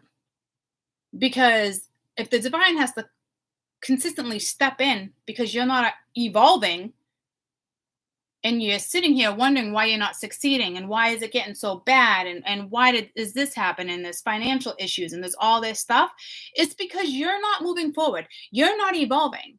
Things are going to get worse and worse and worse because you're holding on to something or clinging to something because of something. One thing after another, worse. Why is this happening? Why? Like, wake up. You know you're supposed to be elsewhere. It's time to let go.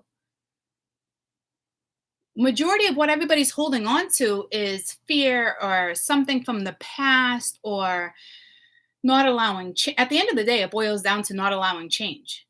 I'm tired of being put in certain situations with certain people, regardless of me loving them or not loving them or seeing somebody else's dynamic.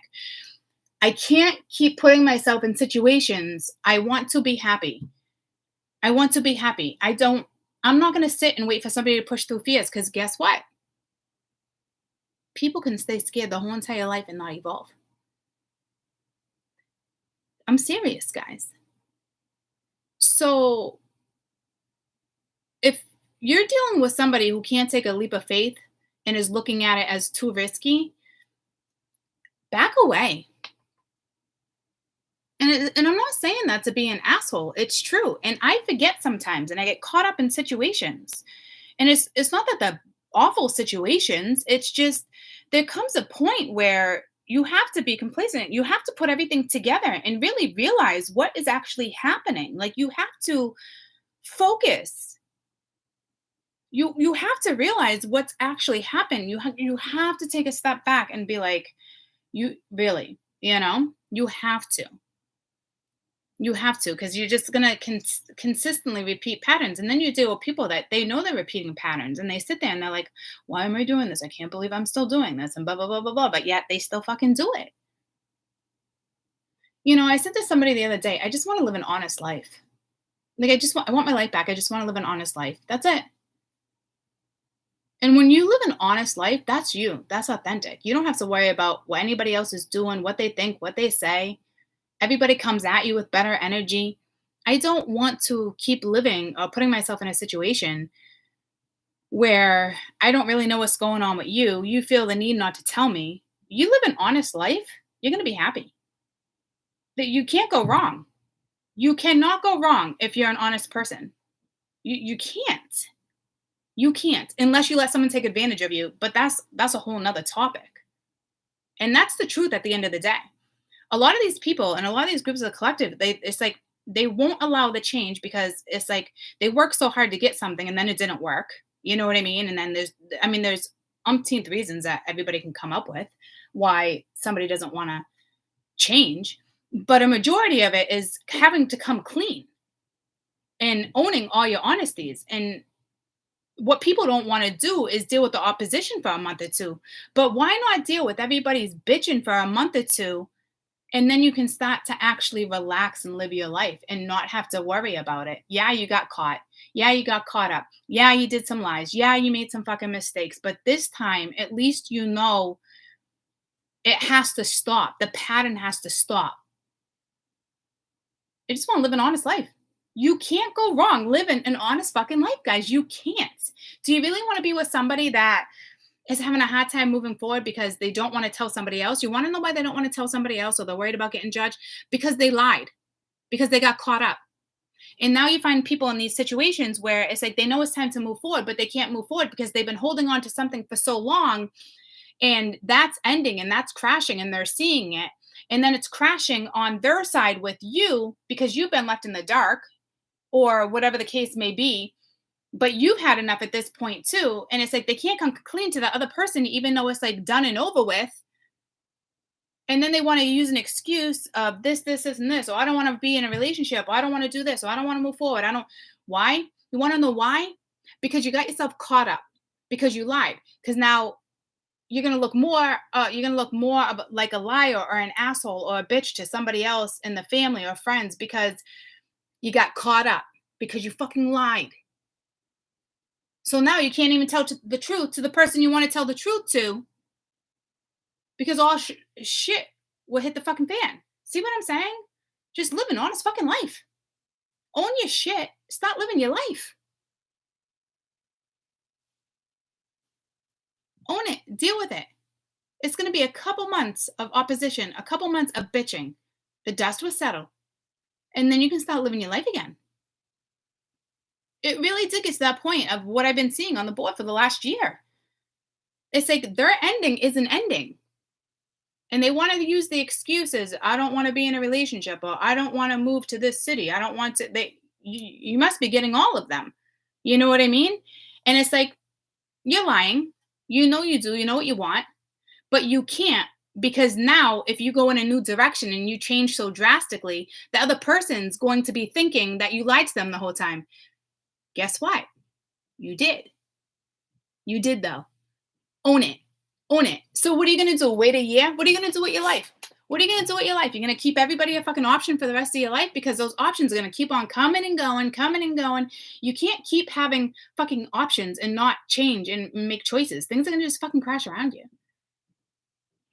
So it's like, I'm at the point in my life, no matter how much I love somebody, like, if they're not partaking and putting effort in and pushing through things and being honest and really striving to have that type of life with me, it's not going to happen. I want nothing to do with it. I don't want to be a side chick. I don't want to be a secret. I don't want to be this. I don't want to be that. I want to live my life. I don't care about your fucking dynamics. Those are excuses. Those are excuses. If I'm part of your life, everything about you should be part of my life. It doesn't mean I have to work on this or I have to like accept, well, yeah, you got to work on it and accept all that. But you guys know what I'm saying? Like, if that's your family and I'm with you, that's my family. Like, it is what it is. You know, I'm going to support you. I'll help you. That isn't that why you want to be with somebody? Don't you want love at the end of the day? Don't you want honesty at the end of the day? Don't you want to not worry about this, and that? All you gotta do is accept change and own your shit. And in 3 months from now, you can have a brand new fucking life, and you're not gonna worry about what everybody else thinks. You're only worried about what everybody else thinks and the dynamics going because every time a fucking tower comes in and crashes, you try to fix it and pretend like nothing's happening. And then you find yourself in the same position over and over and over.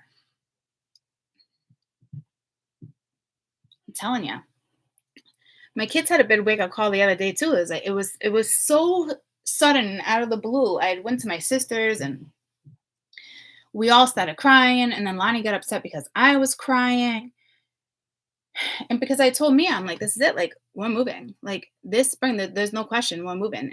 And I felt awful, and because she's in the last year of where we're at. And when I went from that city to that city, for those who know my story, she was in a situation where I moved from one town to the next town, but I kept bringing them back and forth to school.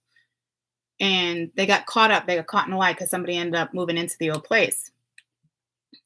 And so I paid for the school. Remember all that? For almost a year, I paid like it was a private school. It's fucking insane. But it was extremely stressful. So I said, I don't know if we're going to another state. I said, I don't know. I said, I'm not staying here anymore. I'm not going to do it. I'm pre-warning you guys that this is happening. And it started over like a Christmas list, but she started crying, and then I brought something up, and then Lonnie's like, why are you crying? And I'm like, Lonnie, it's so much deeper than you think. Like, you don't understand. And Lonnie's like, what's the big deal if she moves? You can just drive back and forth. You have your license the last year. And I said, you're not understanding the bigger problem. Lonnie's like, I went through it too, and blah, blah, blah, blah, blah. I said, but picture yourself in Mia and Caden's position. They went through it once. I'm now putting them in the position to do it again. Yes, it will have a different outcome. But no, they won't see that because the way the first time it rolled around. I said, so think about it for a minute, Lonnie. Like, I'm putting them in the same position that I did 4 years ago when it was horrifying and horrific, and it was tragic for them. I went through the divorce. I went through like so much shit. So the tears was so much more, right? So then I started crying, and I'm like, I'm so sorry. I'm like, but I'm making the move. Like, I'm not staying here anymore. I was like, if I don't get out, I'm never going to get out. I said, if I stay one more year for you to finish senior year, I said that then Caden will be a sophomore, and then I'm going to feel like an asshole, and I'll stay 2 more years. I'm not staying here for 4 years. I'm not doing it. Like, this is the year we're out. I said, if you want, I would stay local enough, and you can go back and forth for a year. It's going to be tough, but I said, I'll do it. And I said, this time there's no way to get caught because grandma and grandpa, they're not moving. There's no way to get caught, but it's scary for them, right? Because the first experience was awful, and they still cry over it. It was traumatic for them, the way shit went down. And I told Mia, I said, I will make your last year of high school like the best year. Like, I will sacrifice this. There's no question. I got goosebumps. There's no question. I'll make massive sacrifices for you guys, and especially your last year, And I did tell her if we move to another state, then she can do online school, for the last year. But I really don't want that for her. I'd like her to graduate with her friends. But it's extremely scary for her, and I understand where she's coming from. Caden, he was bitching. He wasn't crying. He was the only one not crying. Then I'm going to do online school. Blah, blah. I was like, no, you got 3 more years of high school, kid. You're going back to fucking school. You got 3 years, probably be a great 3 years. You know what I mean? Like, you'll get over it. But that's always been my fear. Like, I stayed here at my mom's to try to get back into that same town. And there was like nothing. There was nothing. Like, I had opportunities. My parents would have gave me umpteenth money to put down on a house. Like, credit's okay. Like, my sister would have, like, there's nothing. So I was put in this position, and it's like it's so clear. I just wasn't meant to go back to that town. I would have gotten nowhere. It's not an awful town, but I would have gotten nowhere. You know what I'm saying? So I'm just in that position where I can't stay another year and let her finish her last year. I can't because then I'll feel bad, and then Kaden will only have 2 years, and I'm gonna tell myself, no, I'm not. Caden's like, it's not so bad living there. I'm thinking to myself, no, like I want my fucking independence back. Like I want my own place. I want to walk through my own door. Like I'm your mother. Like I think you forget because we've been here for almost 3 years. So it was real easy to get real comfy. Just like everybody's getting real comfy. You know what I mean? It's like too comfy. So time to go, you know? So that was a shit show. That was a lot. I mean, we got into so much shit. It was like insane, you know? And there was so much stuff that Mia was holding in that I was unaware that she was holding in, you know? And then she's like, well, then I can't have friends come over. I'm like, you don't have friends come over now. I'm like, you're always going here, there, and there. And she's like, yeah, because I don't want friends come over. I don't know what, I don't want them to know this, this, and that. And I'm thinking to myself, like, I put them in so many positions without realizing because it was such chaos in my life that I didn't see long-term effects for the children, you know, and it's like now that everything's rolling back around, I can see all the pain and the fear. I got goosebumps. Like as parents, when we're in the midst of pain and chaos, we don't see it. We do so much damage to our children staying in a certain situation or wanting to stay in a certain place,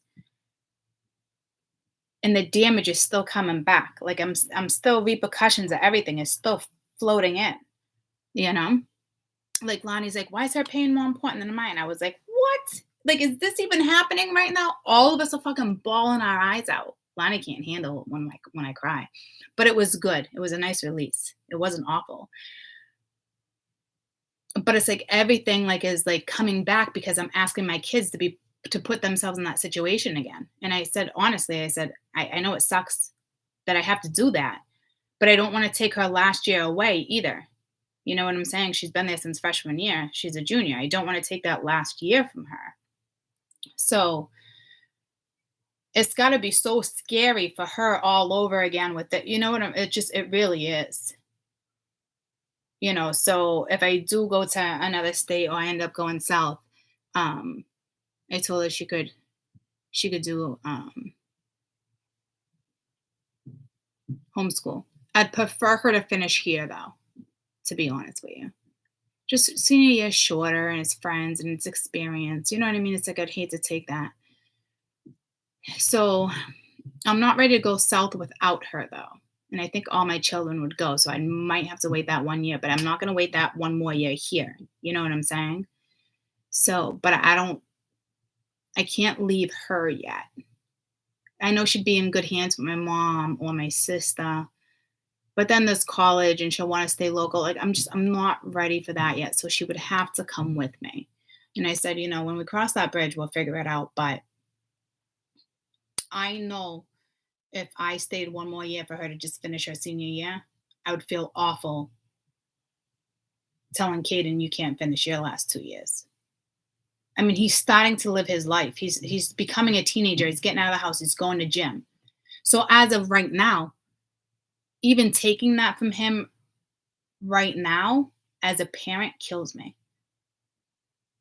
In the last 5 years, they've experienced chaos from the divorce. I mean, a whole new life. Like and I'm not saying it's a bad thing. You know, it's just it's tough, and kids do bounce back. But it does suck that my kids will be put in that position. Mia will be put in that position one more time. So I might let her homeschool as much as I wanted to finish the year. But I also have to think of Caden. And then Caden next year, oh, you did it for her, but you can't do it for me. See what I'm saying? I can't find nothing around here. I can't. You know how many people I have in my life that's even willing to like do this or do that, or my mom's, or they're like stay here, or I could do this, or I could buy a home, or I don't want to live in this town. I don't want to buy a house to live in this town. for the next 3 years. I don't see myself here after my kids are out of high school. It's not a thing. I don't. So that would be foolish. There's nothing here to rent.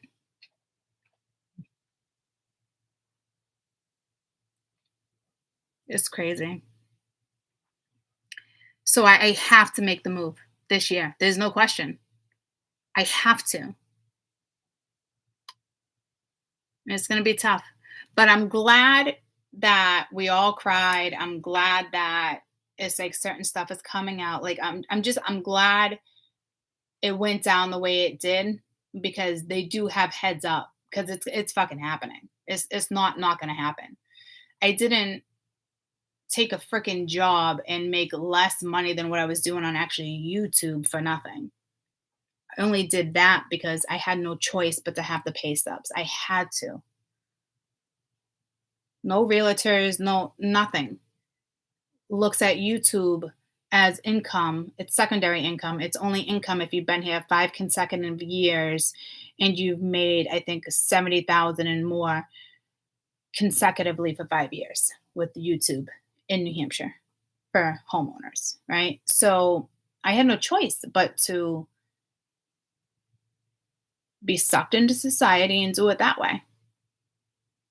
So I can have pay stubs. I don't have anybody else in my life like that. Like I have plenty of people that are willing to freaking loan me money to do this or do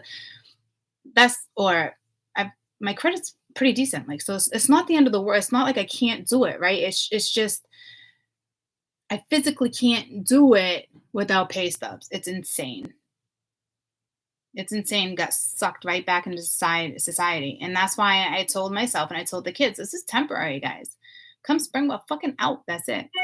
And I'm surprised they're not like summer, but by spring, by like April, I want to know exactly where I'm going, or at least by May. And when they're done, straight to that town. Like, bam, see ya.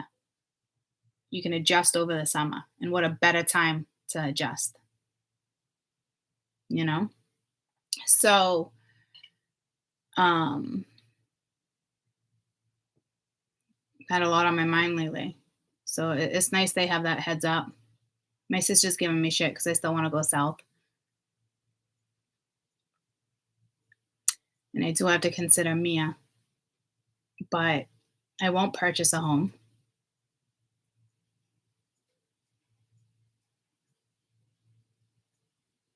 And there's cheap little homes too, like little one, but then all that fixing up. So yeah, I'm putting more money into it for 3 years. Is it worth it to sell it in 3 years? Will it sell in 3 years? Well, you know what I'm saying? So it doesn't make any sense. There's like no rental. It's like a rich little town. There's nothing like that. There's probably like there's like some condos. Even the condos, the cheapest condo around here. I didn't even start the reading. The cheapest condo around here, I think it's like 2,400. And that includes nothing. And it's like a 2-bedroom. It's fucking insane. It's insane. You're better off buying around here. It's craziness. Cool. Cheapest house to rent last time I looked when there actually was one, I think was 32. And I still can't find one big enough for like 6 of us or 8 of us. I don't mind paying like the $4,000 if we're all splitting it. And realistically, when it's broken down, all kosher, But I can't even find that type of rental either. Because I would do that for 3 years, hands down. So, and I've been saying sell for over a year. It's just time. I got to make the final decision. Got to find a place, figure it out. I will discuss it with Mia first. She says she doesn't mind either way, but I think she does. So I'm going to give her like another month or 2 before I really get like, okay, this is what I'm thinking,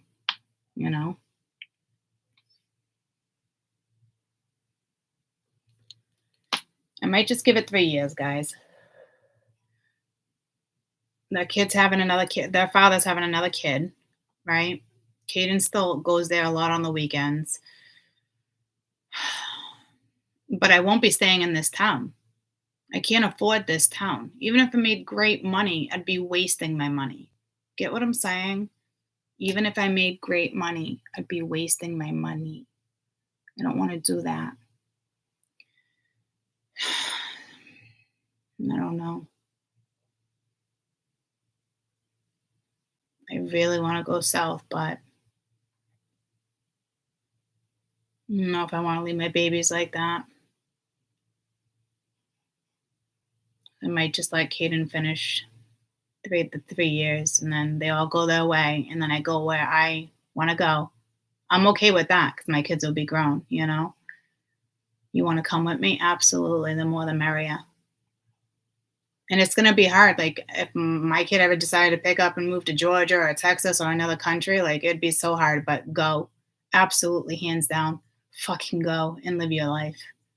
I am not that mom that's like, don't move. As much as I love you and I'd love you to live with me, I'm not that mom. You better travel the fucking world. You better figure out different destinations. You better be happy. Like, you'll always have your ups and downs as you grow up, but there's no reason to settle. I'm not saying New Hampshire's awful, but unless you're traveling and you're doing things and you're seeing the world and you're living your life, that is the only time I want to stay in one place, you know? And I know I'll travel. I've always seen it in my future. I know how to travel broke. I know I'll travel. There's no question. I would teach my kids to travel broke. Live your fucking life. I can go to a sanctuary for $500 in Indonesia and they pay back and they pay for freaking airfare and they pay for this and you just give them 2 years of time and knowledge and you know, that's how people end up exploring the world and they stay in different places or they want to help with fundraising or, you know, marketing. Like, there's so many things. Like, nowadays you even have YouTube to record it to make money off YouTube.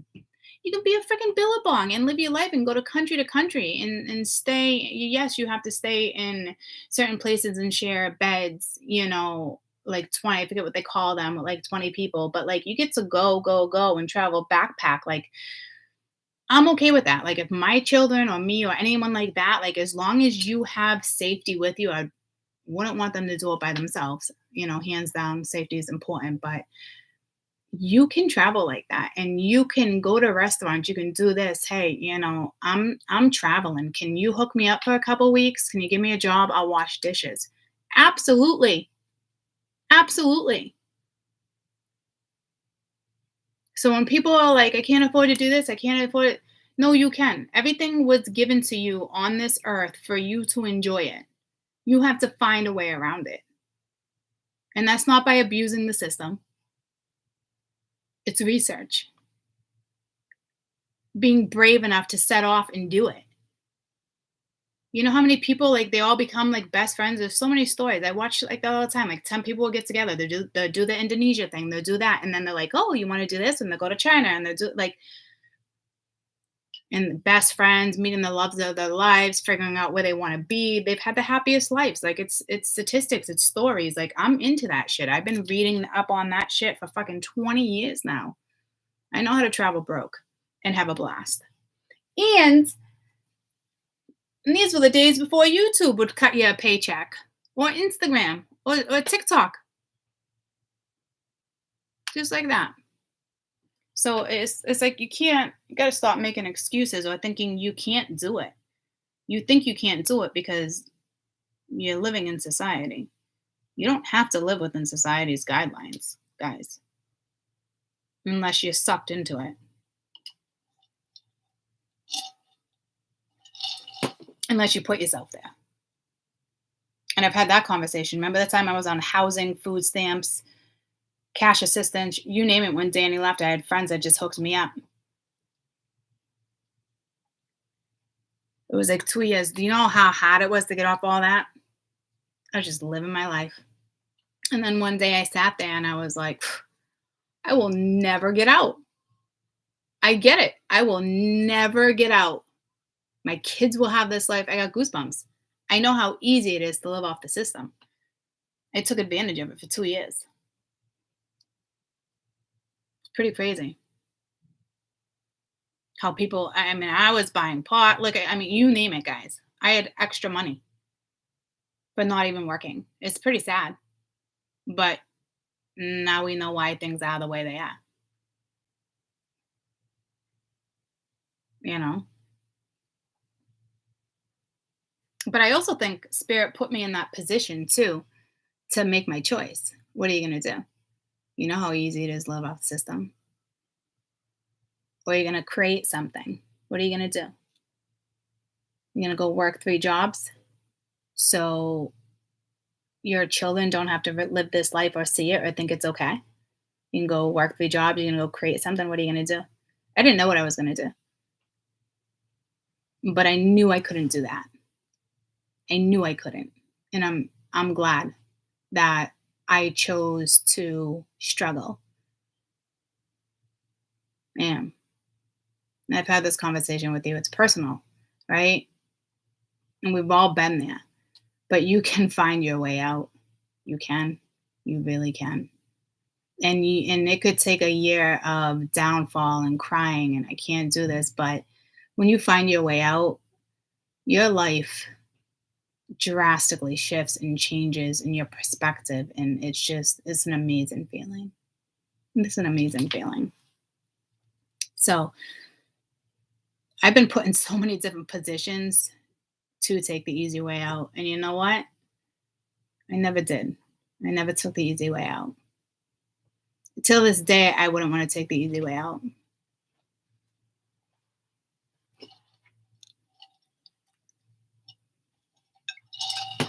You don't grow, you don't evolve. You're not going to get those experiences you all want or you dream of, and it puts you in a position where, why me? Why this? And it's like, no, nope, I don't want that life anymore. I don't. So, but I was also put in all these positions to talk about it with you guys too. There's no question. There's no question. Absolutely, hands down, there's no question. I think a lot of people are afraid to talk about it or take certain routes, or you can. There's so many different routes I had to figure out when I hit rock bottom, you know. And then I was just fortunate for things, town halls help you out. I mean, there were so many things like I found out, and it was just so, at the time, it was just so sincere. And I just wanted to give back. And then when I started making money, I did help out, like pass out turkeys or certain things because it was just so eye opening that if you really do things the right way and you utilize things the right way and you finally get on your feet and then you appreciate all the help that you realize wasn't even available, or it's just, I don't know, it was it was eye opening for me because I easily, 4 kids, guys, I easily could have stayed in the system. I had extra food stamps every month. Like, it was insane. Rent paid, bills paid. It was insane, you know? So I get why you stay in the system. I get it. Don't you dare. Don't you dare. It's hard to get out, but you do it. It is hard to get out. You do struggle. There's no question. You absolutely struggle. But you have to, you know? You have to find ways to push through. I was so stubborn where I was like, I'm not going to get anybody's help. And I utilized certain outlets. And I think by me doing that and finding these places, it was just the appreciation I felt. Like I just, it was mind blowing. Like being in certain spots, like there was so many spots where I was like, oh my God, I can't pay my rent. I can't believe I put myself in this situation when I had this. And I just had that person phone call away where I get right back on, you know? But I didn't. I don't I think I found out about a church And I just remember telling a priest the story. And he just was like, all right, what's the name of your landlord? Blah, blah, blah, blah, blah. And he just cut a check. And I just cried and cried. And I was like he didn't want me to join the conversation. Like, not like he would just wanted, because he just wanted me to, I just explained my story. And he's like, everyone deserves this and that. Like, so along the way, I can't even tell you the appreciation I felt, like, or what it taught me, or really feeling like it. I can't even explain it. It was like blessings, and but it was the way it made me feel, and wanting to give back, and wanting to, like, I don't know. I'm happy I had those experiences, even though they were scary, you know? It was like craziness. I wasn't getting child support. I didn't want to live like that. I didn't know what I was going to do. It was nuts. I was, no matter how much I worked at certain places, and then, the kids being home by themselves because Danny wouldn't show up, and like it was just so overwhelming for years. And like when I was just ready to break, right before like I started YouTube, like really break, all like these blessings and certain stuff, and I was like, "Oh, okay. I don't have to go back on the system." You know? And I didn't ask my parents for rent money, like, not that was just like, no, because I think in a way I wanted to prove them wrong too, because they were like, blah, blah, blah, you know what I mean? So it was like, it wasn't like a free handout, but they definitely would have helped if I was like, to do. But I didn't want to ever be put in that situation, because there was so many situations I was already put in where they knew I was on housing for a year or so, and my dad would be like, "Oh, you fucking on housing like all the other fucking scum." I'm telling you, it was to the point where it's like I couldn't even ask, because it would just be like, "Oh, there you go again, living like that. We didn't raise you like that," and blah blah blah blah blah. Because they know I could have busted my ass and got a job and did this and that, but I chose to do that. See what I'm saying? So like, he wasn't entirely wrong. He wasn't.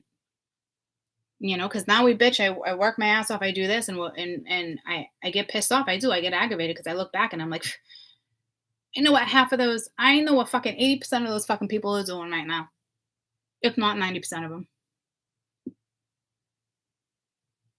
You get a job when you're on housing. It's like the way they calculate things. It's like you're broke. It's like barely covering this, barely covering that. Food stamp goes down. Like it's shocking. You're better off not working and busting your ass.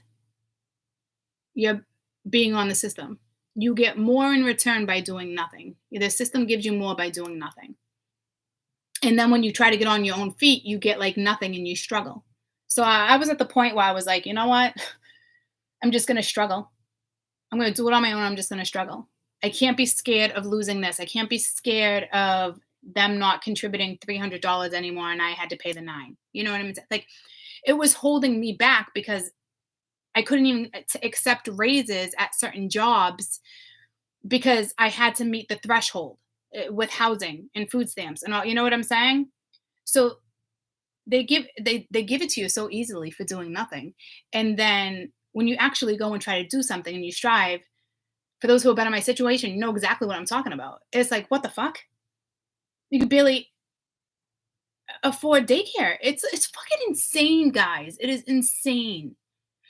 At that point, get off everything and work 2 jobs, because I'm telling you, it's better to struggle that way for a year than to figure out the hard way of how the system traps you. I'm not gonna lie to you. I literally had to experience everything for myself to know which turns and angles I wanted to take in life. And my baby saved me. I did not want them being put in the same predicament and circumstance. There's no question. And not to mention, there's only limited places where you can live when you're on housing and all the other things. And technically, the little condos I was in wasn't even supposed to really like take housing, but I had known somebody for so long that, like, fine, you know what I mean? And if I got busted, I could have gotten in big trouble too, but I didn't. It is what it is. But I guess at the end of the day, what I'm trying to say, you're better off struggling for a year and just getting off. And if you make too much money, fuck it. You make too much money. Get off. Who cares? Go make a little more. It'll be the best thing you ever did. It will be the best thing you ever did with your life. When you can stop. No, with the plant. Hey, since when? I don't even have teeth marks in that. All of a sudden you want to fucking chomp on that? I don't think so. Mom's going to find a squirt bottle. Your ass is in trouble now, Max.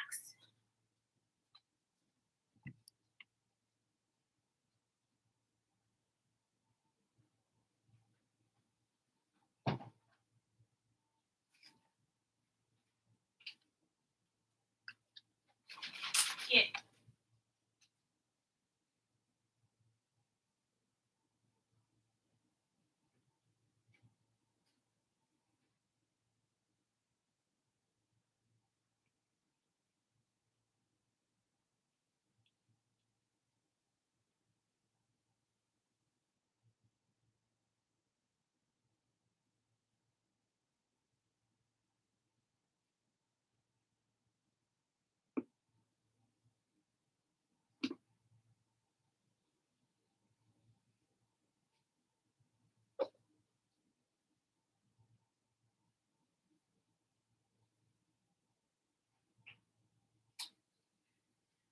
So, I don't know. I know we just did a whole lot of that, but I'm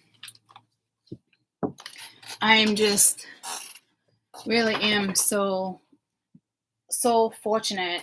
The unfortunate situations I've been put in, you know,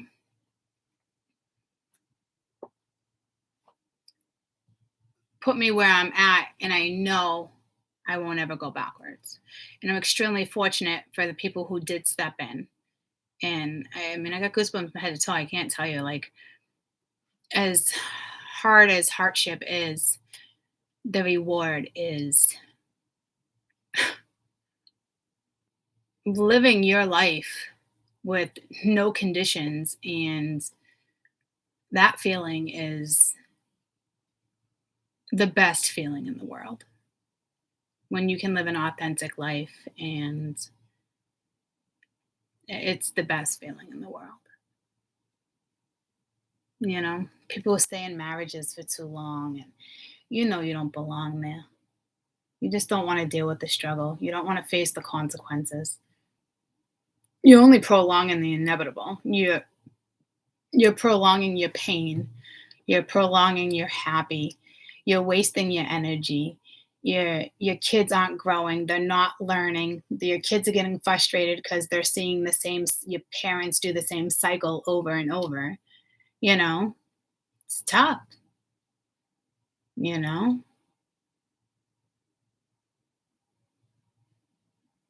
No, I haven't pulled cards. Actually, we've been talking for 2 hours. I'll probably hold on, my sister. Oh, I didn't talk to Charlie. Shit, I forgot. Did you talk to mom about the plan? Nope, didn't do that either. Did you decide to do this? Nope, didn't do that either. Jesus fucking hello, Kim. That's your 3 items for the list of things to do today. Okay, mom. My sister, she's one of a kind. I always procrastinate with like Christmas on last minute, like do this. I get it done. It's been like that for 20 years. That will never change. um,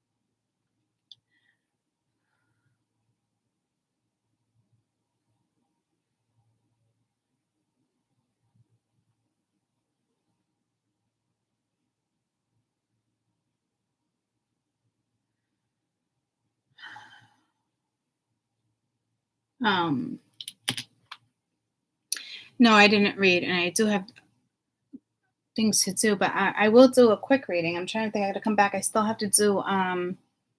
But this is just as educational, to be quite honest with you. I did want to do a reading though, but hi Sheldon. What was I gonna say? We were just talking about, I guess, sidetrack.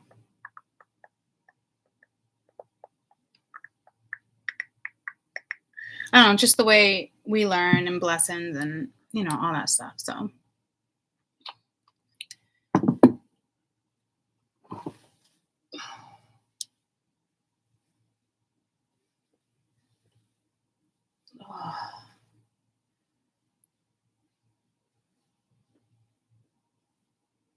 God.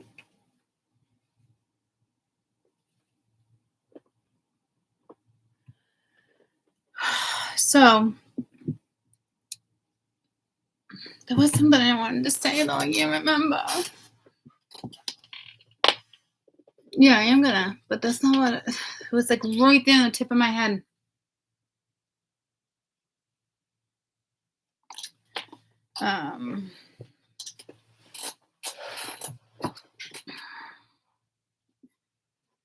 Sister sidetracked the fuck out of me right there. I was gonna say something that Mia said, and then I got sidetracked with Sheldon. I know we were just talking about living our authentic life. You know what I mean? It really is the best thing you can do at the end of the day. You know? And that really what it really does boil down to that. I think I need like a sweatshirt or something. I'm feeling cold. My hair's wet, so I want to leave it down. Because I want it to dry, and I have all the 11. I got all the oils in it because it was so harsh with all the knots. I had to really brush my hair, and I haven't been doing well. I've actually been doing it for the last couple weeks, and it does so much damage when I use a brush on my hair. So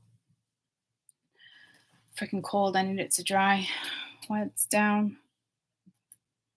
So I'm just gonna do more damage. I fucking hate taking a brush to my hair. It takes my curls out, it dries it out, gives me split ends. Fucking pain in the ass.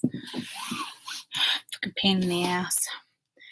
I actually wanted to use my past life deck with you guys earlier, but I'm talking, which is great. It's not awful, but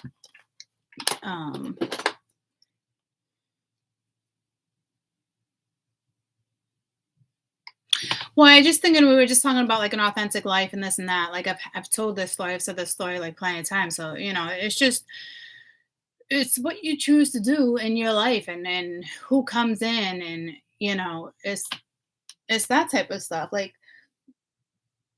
it's the right time, It wasn't bad timing that I almost lost my apartment. No. I could have did more ahead of time. I could have got another job. There's ways to solve things, and I'm a procrastinator. You know what I mean? So it's like last minute, and then it's like I'm in trouble. Like that was like a big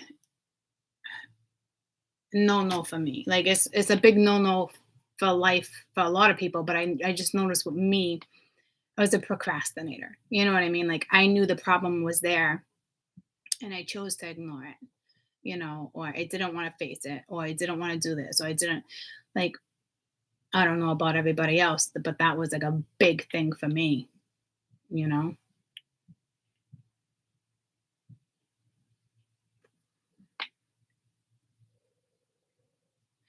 And somehow there was always something or some way, and I always got out of it. And something just clicked, Something just clicked, and it was like, oh, it's funny. We said that the other day in one of the reads. But it was like that. Something just clicked, and it was like, can't do this anymore. Can't do it no more. So take the struggle so you don't miss out on the rest of your life. Honestly, that's where I'm at. That's where a lot of people should be at. You've been watching me for 2 years, and for the ones that have been struggling for 2 years, you could have took my advice 2 years ago or 3 years ago, or I've been on for 3 years. You could have took my advice 2 years ago and been in a brand new world. And probably kicking yourself in the ass. You know what I mean? It's because it's like, want to take the easy way out. We all It's going to die. We all do that at some point in our life.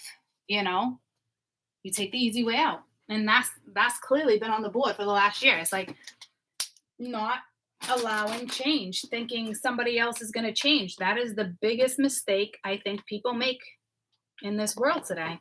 Everybody thinks somebody else is going to change. And the funny thing is, it's like, nobody can change me or nothing. I'll never change. And you shouldn't have to change anybody. Like, everybody knows that particular lesson. But why is it so hard for people to understand? If you guys know that lesson, why are you waiting for somebody else to do it? See what I'm saying? Like, you got to wake up. It's like, you're not naive to that. No one's ever going to change me. And you shouldn't have to change people and this and that. But wake the fuck up. Because all you're doing is waiting for somebody else to change their mind. Pursuing people who they're not even giving to you, or they make a promise and then they go against their promise. Think about for the last year, the situation you've been in, the situation you've been pursuing. They're not pursuing you back. They only give what they want to give. They give freaking breadcrumbs. You get to a point where it's like, wake up. You know the answer.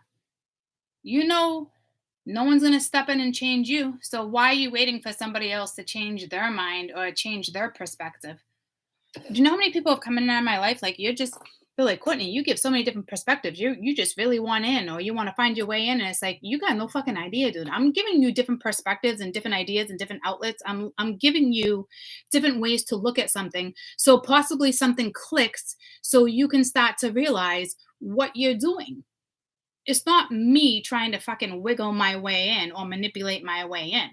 I don't manipulate. I'm done with temporary fucking situations. Like, it does nothing but bring me chaos and bring me pain when I'm the only person that can take myself out of it. Why not suck up the pain and suck up the chaos and all that? Why suffer through it? You're already suffering through it. So why not just suck it up and be out? No matter how much we learn, we're always still going to find ourselves in these situations because we come across people that are still learning, and some of them just don't learn. So just because we've learned our lesson doesn't mean it's not even you having to get tested every time. It's not a test for you. You probably have already mastered this lesson. It's just you come into contact with this all the time. Not everybody can live an authentic life, and people are not accepting change.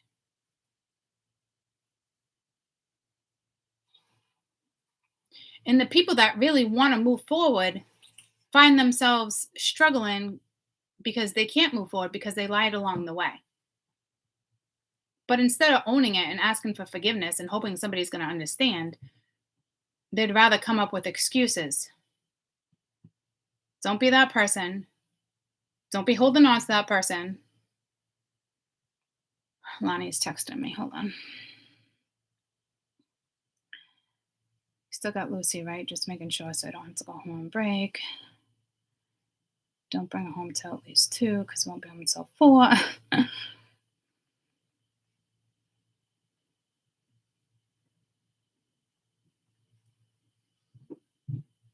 We'll figure out the time later.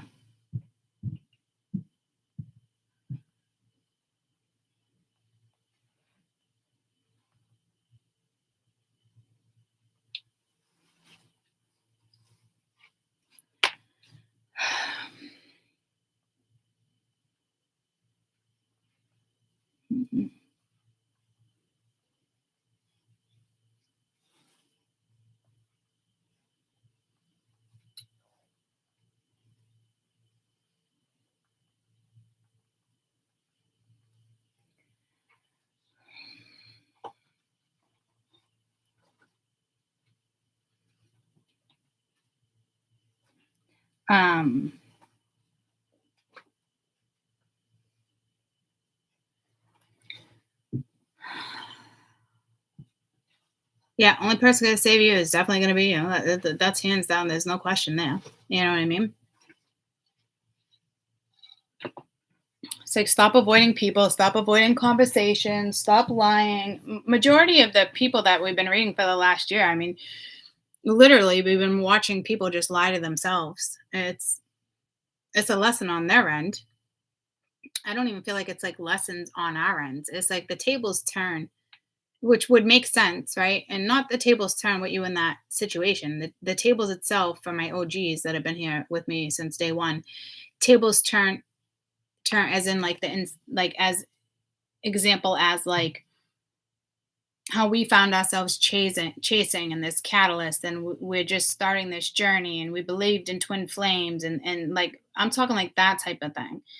And then when we finally learn like all these lessons and we move forward and like they're still up and down, we're still going to be testing this and that, but like the tables turned as in like lessons learned, certain stuff you always be learning your whole life, but it's like now coming into the play where other people are kind of experiencing similar pain or similar lessons just like in a different way, and it's like you're in that situation. So I feel like a majority of us were there to help but still know our boundaries, and when to have fun, and you know what I'm saying. So but there also comes a time, three messages, Lonnie, really, there also comes a time where you got to remember your value and what you went through and what you really want, and is it actually worth sticking around? Is it necessary? Are you getting hurt? What are you getting out of it? um all that stuff. Hold on, so you guys have any frozen chicken you can take out of grandma's for me? Get home, I forgot to take out the chicken. There's no way it's going to be able to defrost. um yeah, I can take out chicken. Can you just remind me in like a half hour, please?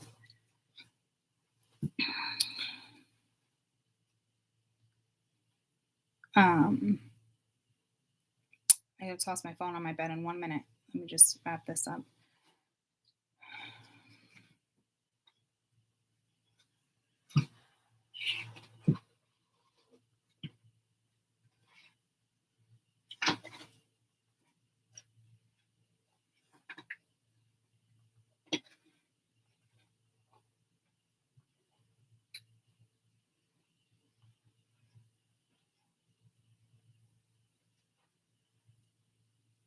um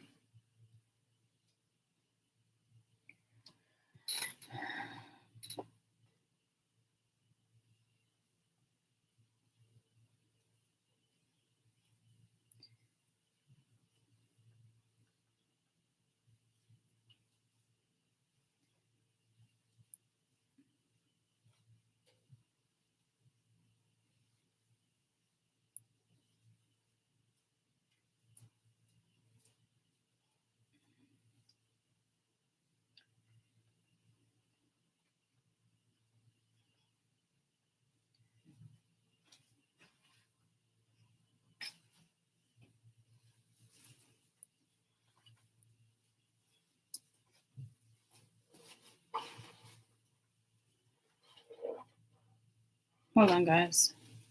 So sorry. So sorry. Hold on.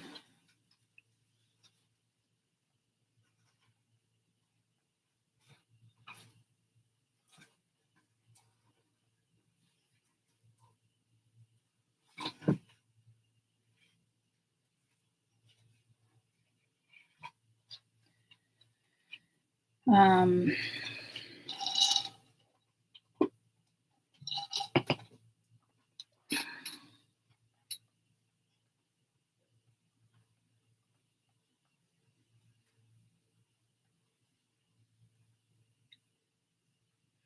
I am going to do a quick read for you. Let me just wrap this up real quick.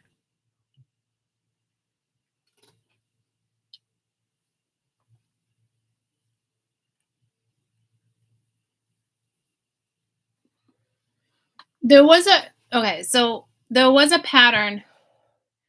A lot of us were in a 5-year cycle, a 7-year cycle, and I believe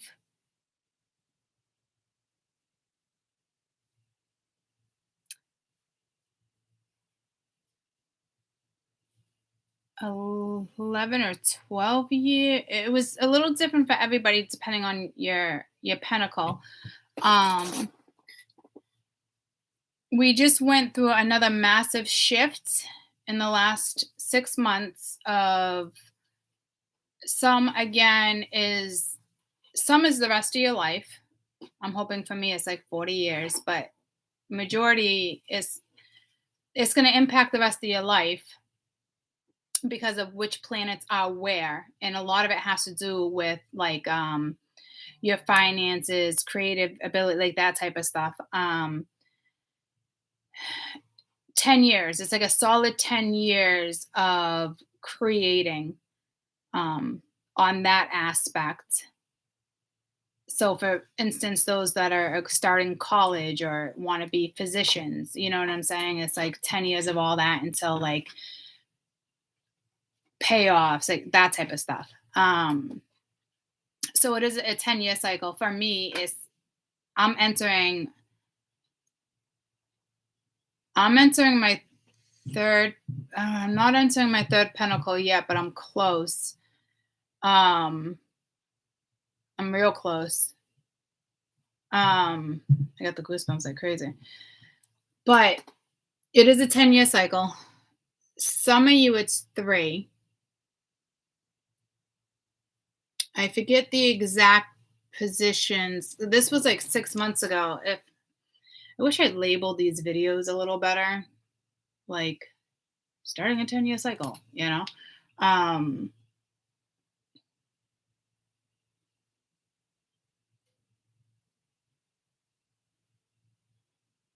it's definitely either 8 or 10. So I hope you make the fucking best of it. I hope you realize what you're holding on to. I hope you realize, like, I hope things stop fucking clicking. That's all I have to say. Because we just opened a fresh cycle. Planets, voids, fresh. So if you don't pull things together and put 2 and 2 together, you're going to be miserable for the next 8 years with certain stuff. I'm not lying. I mean, it's the fucking truth. You just entered that pinnacle. Spirit's only going to give you so much time to get your shit together. It's like cycles are closed. If you're choosing or you chose to already stay in them, you're screwed. It's just going to get worse and worse and worse. Worse and worse and worse and worse and worse. You know what I mean? And you can do that for a very, very long time, guys. And you always have opportunities in and out, but majority of you, it's like we see all these opportunities on the board, for instance, for the last year, and we just assume somebody else is going to do it or this and that. But it's like I said before, it's like you got to take this opportunity to it too and realize that that opportunity is there. And once again, they didn't go after it. And if they can't live an authentic life, why do you even want that around? Like, why do you even want that anymore? You see what I'm saying? Like, it doesn't matter how hard you work to create something and it failed. It failed. Accept it and move on. Don't try to keep getting it. Don't think someone's going to change their minds. Or, you know what I'm saying? Like, we all go through it, but you're only allowed to go through it for so long. And I've been reading the same story for a year, if not longer. That's too long. That's a year way too long of not accepting change and not allowing. That's way too long.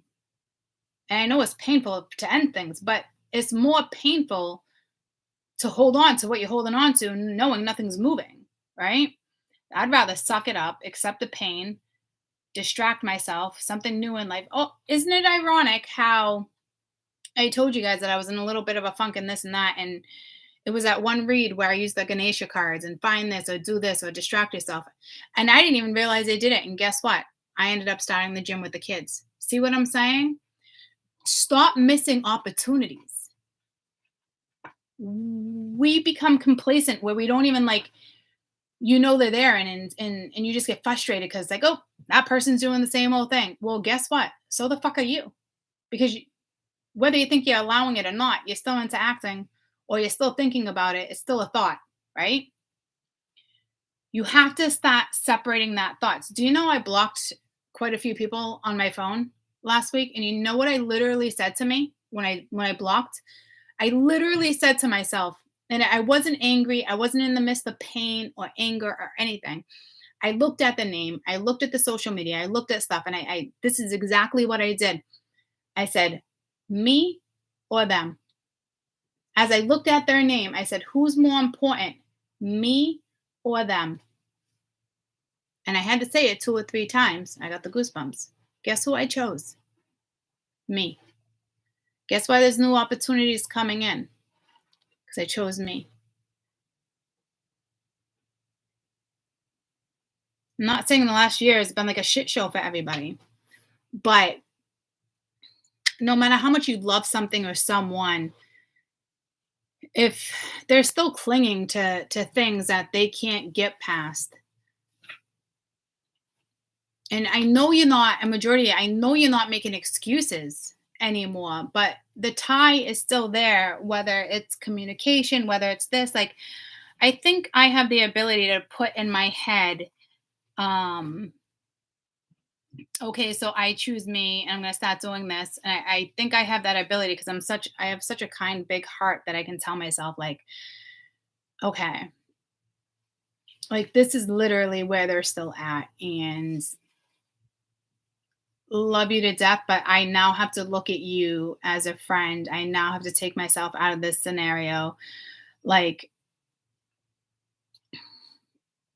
whether you have to tell yourself this, or that, it's not you being selfish. It's you have to literally do what's best for you. It's not like this is a brand new thing that you just started because this cycle ended. Whatever people are still clinging on to is dead and over. There's no going back. There's no second chances. Like, it's over. So if you're going to choose to stay in that unhealthy comfort zone, then that's the choice you choose to make. Now, you as an individual needs to choose what am I going to do, considering you know that there's energy around you like that, because you are dealing with people who are that are not allowing boundaries, that are not evolving, that are not allowing change. And is it in hopes that they think somebody else is going to change, or is it in hopes that they really think they're taking care of themselves? But if you know they're lying to themselves and you know they're lying to you, they're not really doing the right thing. So it really is time for you to again find a way to cut ties or boundaries or tell yourself this and that, like, and if you know the other person can't handle it with communication or whatever, and it's a little tough for you because you probably have more of like the strength and you've been there and you've done that, and then you got to find a way. And it's like that, because remember the time, it was just the other day when I said, oh, I started the gym, I took that opportunity without even realizing it was there, you know. um and there was also something within that read where, oh yeah, she was looking at a cloud or a balloon or something. Remember, I was telling you guys how to cut ties and how it can be scary, but finding a way to do it so it's not scary. That's what you need to do, because we're we're going on almost 4 weeks of that cycle being completely shut down. So you can't let it still linger. And I know it's still kind of lingering. I mean, it's not the end of the world, but it's still lingering, you know? So it's whatever works for you. I'd rather figure it out and be completely honest with somebody than to leave a situation bullshit. But there's been times in my life where I was better off telling someone to fuck off and block and never opening the door again and moving forward, right? So there really hasn't been too many of those type of dynamics for me. I tend more to take like a healthier way and say what I really need to say. And um I think for us as individuals, it boils down to what is best for you.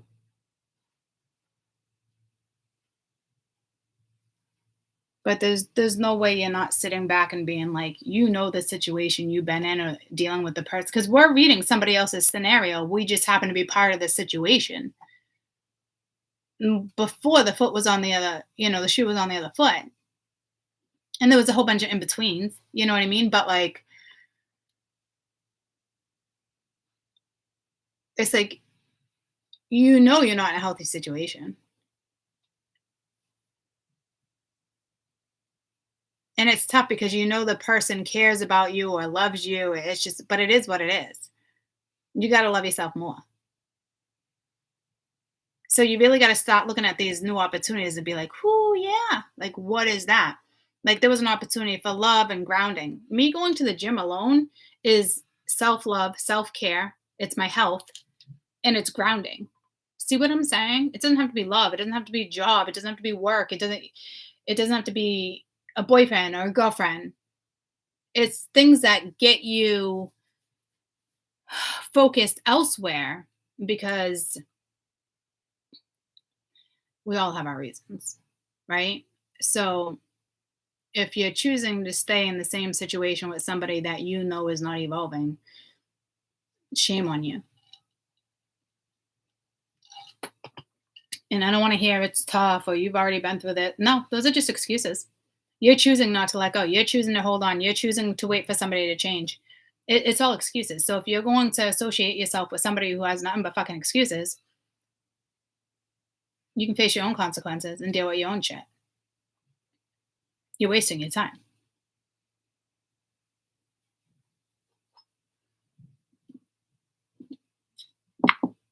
It's really easy at the end of the day. You can be real honest with somebody and want to live an authentic life and just face your shit, or you can run from it the rest of your life. I won't have a relationship that's up and down, up and down. I don't care how much I love somebody or how much time it's been or this and that. No, no, no. And I have people in my life or, the person that I love and, it's like sometimes I don't even think they see their own excuses. And then other times I know they do. So in that case, I'm the one that just looks like the fool. And there's so many things I wasn't naive to that they probably thought I was naive to. So they continued to play that route. So that backfired too. See what I'm saying? But at the end of the day, you got to know what's best for you and how to let go and how to move forward and how to sit down and speak to somebody. But if it's, guys, it's excuses. It's nothing but excuses because they don't want to own their own shit. So when you're sitting and talking to somebody and you know what exactly is going down, and that's on you to keep yourself in that situation. You got to stop getting frustrated that they don't take an opportunity or they don't open up to you. Like, not your problem anymore. You're not doing anything wrong. You know you're not doing anything wrong. If they want to convince you that they're working on themselves and it's not really like that, when you know what's going down, there's nothing you can do anymore. You have to just accept it. And you got to find a way to move forward. However you do that. Don't judge how you do it, just do it.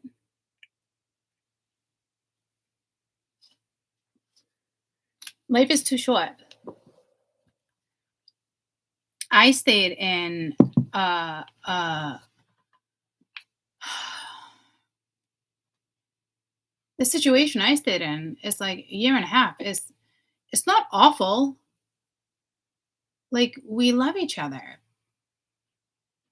But you only work on so much, or you can only work on so much when the other one's not, right? And I think it's so easy to get caught up in situations because they're like, oh, you had so much more time or this and that. But guys, that's just an excuse. It's just an excuse not to face your shit. You would know if it was really the other way around. So you have to choose what you're allowing yourself to get caught up in. Even if you know the love is pure and what you feel is authentic, if the actions behind it aren't there, you're wasting your time. I hate to say it. I say it sometimes like I wasted my time, but it's like I didn't waste my time. But you come to a point where it's like you hit roadblocks, so many, and it's like it becomes frustrating or sad, or it's no fun sitting in a position that gets you nowhere.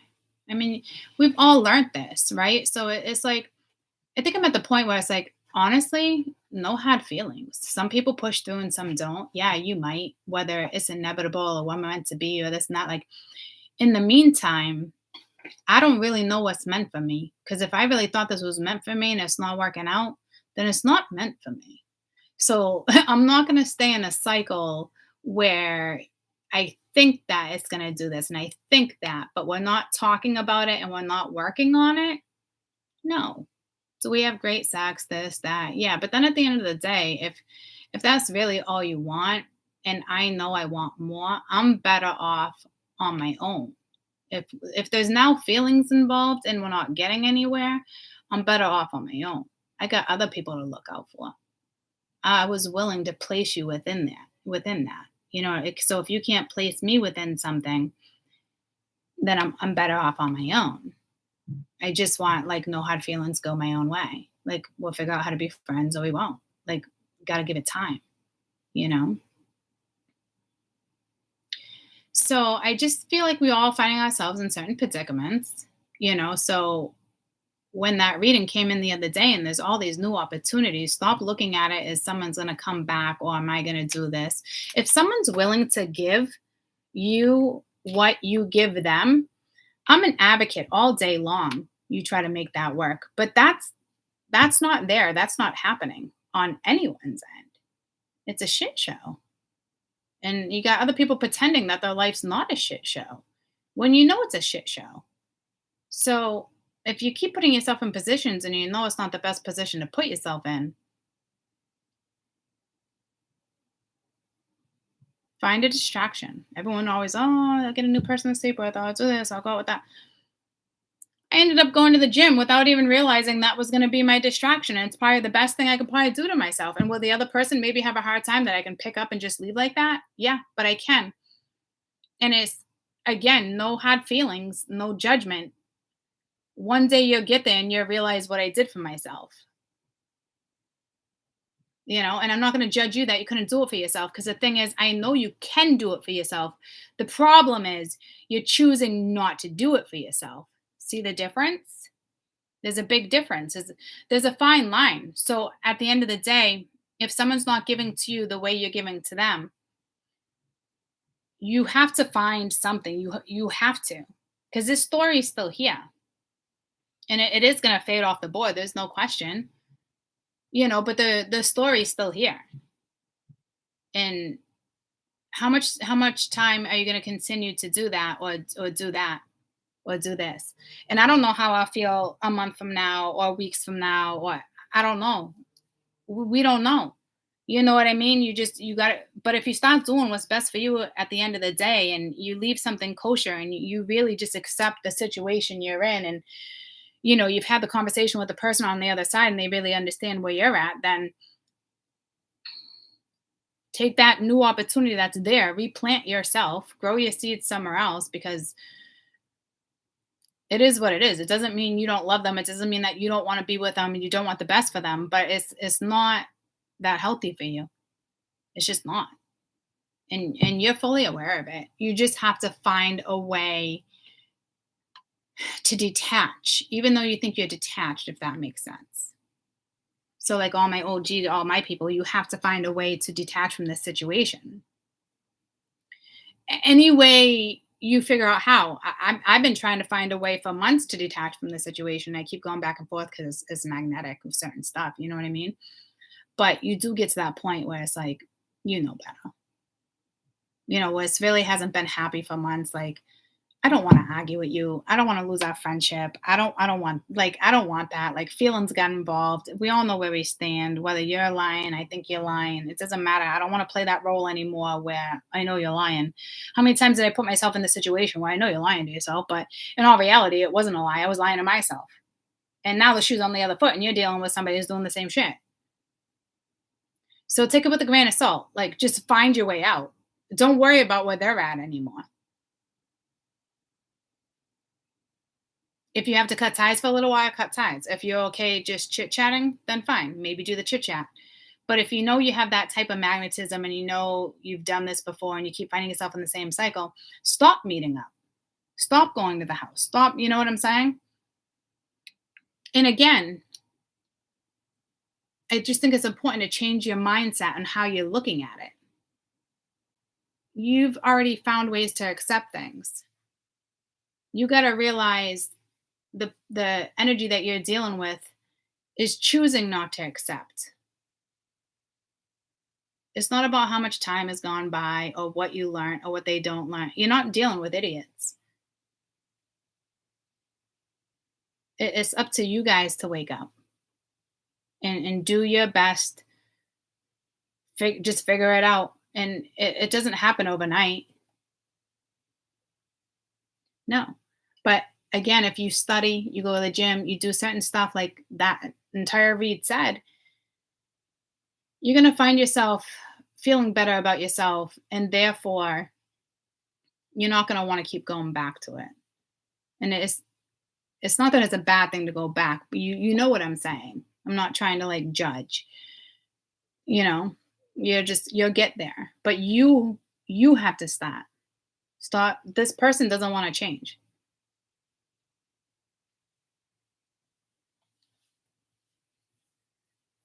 And they don't need more time. They're not stupid. They're just not allowing the change. Believe me when I tell you the people you're dealing with are not stupid.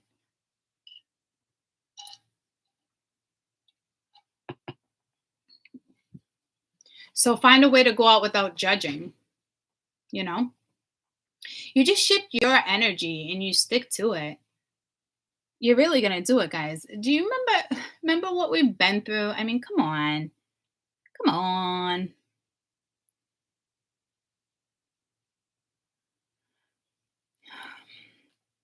Oh, look, I don't know if we have packages that big, but I'm just wrapping up YouTube.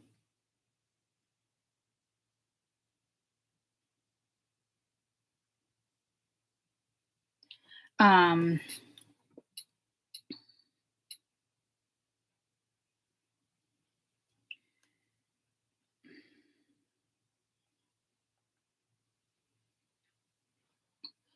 all right.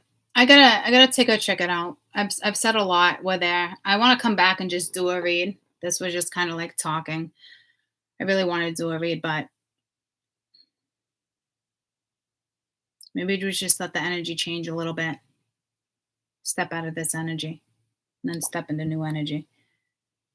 But we've had this conversation plenty of times. I think we're just there to like do it again. You know what I mean? There's nothing wrong with us. There's nothing wrong with them. Like it is what it is, guys. You know, no hard feelings moving forward. You just got to find yourself there. And it's not because, oh, I just started the gym and I did this in distraction. Well, yeah, it probably is, actually. But I mean, this is stuff I've known for months, like off and on, you know. And it's not awful every time I put myself in the position, but it still ends up coming back to the Five of Swords or coming back to the Five of Wands because the person or the people you're dealing with won't push past that. So no matter how good it is or how you feel, and it's like I got to the point where I know how it's going to end up, but I still do it anyway because I'm weak or I'm horny or I want to, you know, party or you know what I'm saying? We all have our shit. Again, no judgment. But so if you go back and you watch that read how it said like do that. I mean, luckily I just happened to do the gym, but the kids kind of pushed me into it. You know, and it might not even just be the gym for me. It could just be in general. I just knew I needed to shift my energy. I would have found something, whether it was work. I mean, all these things can come my way, all I know. You know? So it's just pulling yourself out of something the best way you can. So just try something new. Try something you haven't tried before because the stuff that we've tried before hasn't really worked for us, right? And it's going to take time to get out of it. But I feel like we've been slowly taking our time to get out of it for the last couple months that us, I feel like you're already there and it's easier for you to just kind of do it, if that makes sense.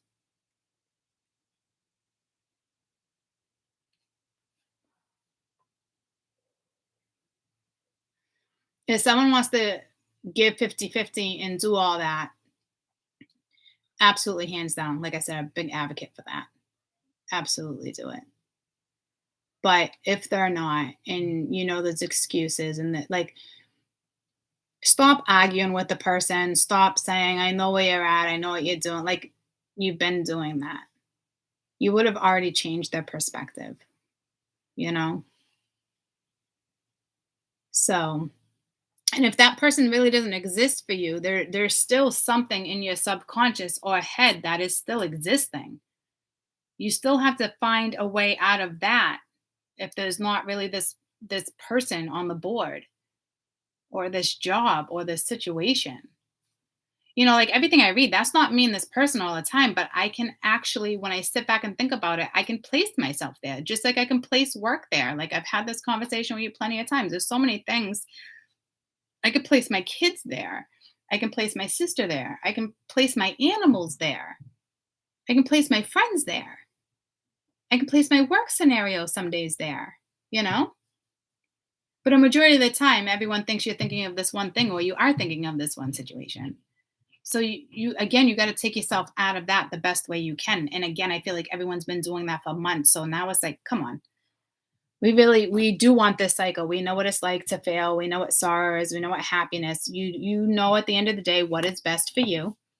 And if you choose not to follow your intuition, you choose not to follow your own advice, you choose not to learn from the mistakes you've made, if you choose not to learn from your patterns, then so be it. I don't want to be that person.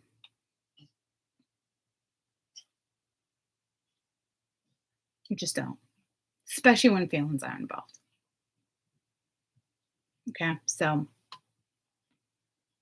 it's not the end of the world. Find something, read a new book. You know how easily you can get lost in a new book and then all of a sudden an idea hits you? Because I don't even think the gym thing with the children and stuff was like the opportunity. It could be. I'm just using it as an example. Because if you think about it, it's self-worth, it's self-love, it's self-care, it's the best thing for my health, and it's grounding. The brand new two opportunities. But again, that could be with a new study, a new book, researching something new. It could be umpteen things that all of a sudden just kind of come in and swoop. But you just got to find that one. You know what I mean? And if it's a person, you choose to distract yourself with another person. I don't think that's going to get you too far either. You know, because again, there's just so many. How long you can want to be an option for? You know, you're still going to find yourself in a cycle if you continue to just leave doors open and options open, and it's like you don't evolve that way either. You know, and then you're still going to find the same situation with the same situation with just a different person if you keep allowing yourself to repeat the same thing. There's that's that really is what it is, you know. So again, not the end of the world, guys. Not the end of the world. We just got to find our way out the best way we can, but in a way where, like we didn't before, you know. All right. I gotta take out chicken. I gotta do this. I'll be back in a little while. I love you guys so much. I hope you have a kick-ass day. I will see you in a little while. I love you. I love you. I love you. I love you. We just did 3 hours of real talk. Get up, stretch, do something, take a walk. Different music, rearrange your house, rearrange your desk, rearrange your office. Happy thoughts. Something just told me go pick up National Geographic. I used to love that magazine. So even maybe a magazine subscription can help. Guys, I'm telling you, it's the little things that we don't realize. Because how do you know? I want to go pick up a National Geographic now. I fucking love that magazine. But at the end of the day, we don't know if there's an article in there that can drastically change your life. So step out of routine. I love you guys. Be back soon. Bye.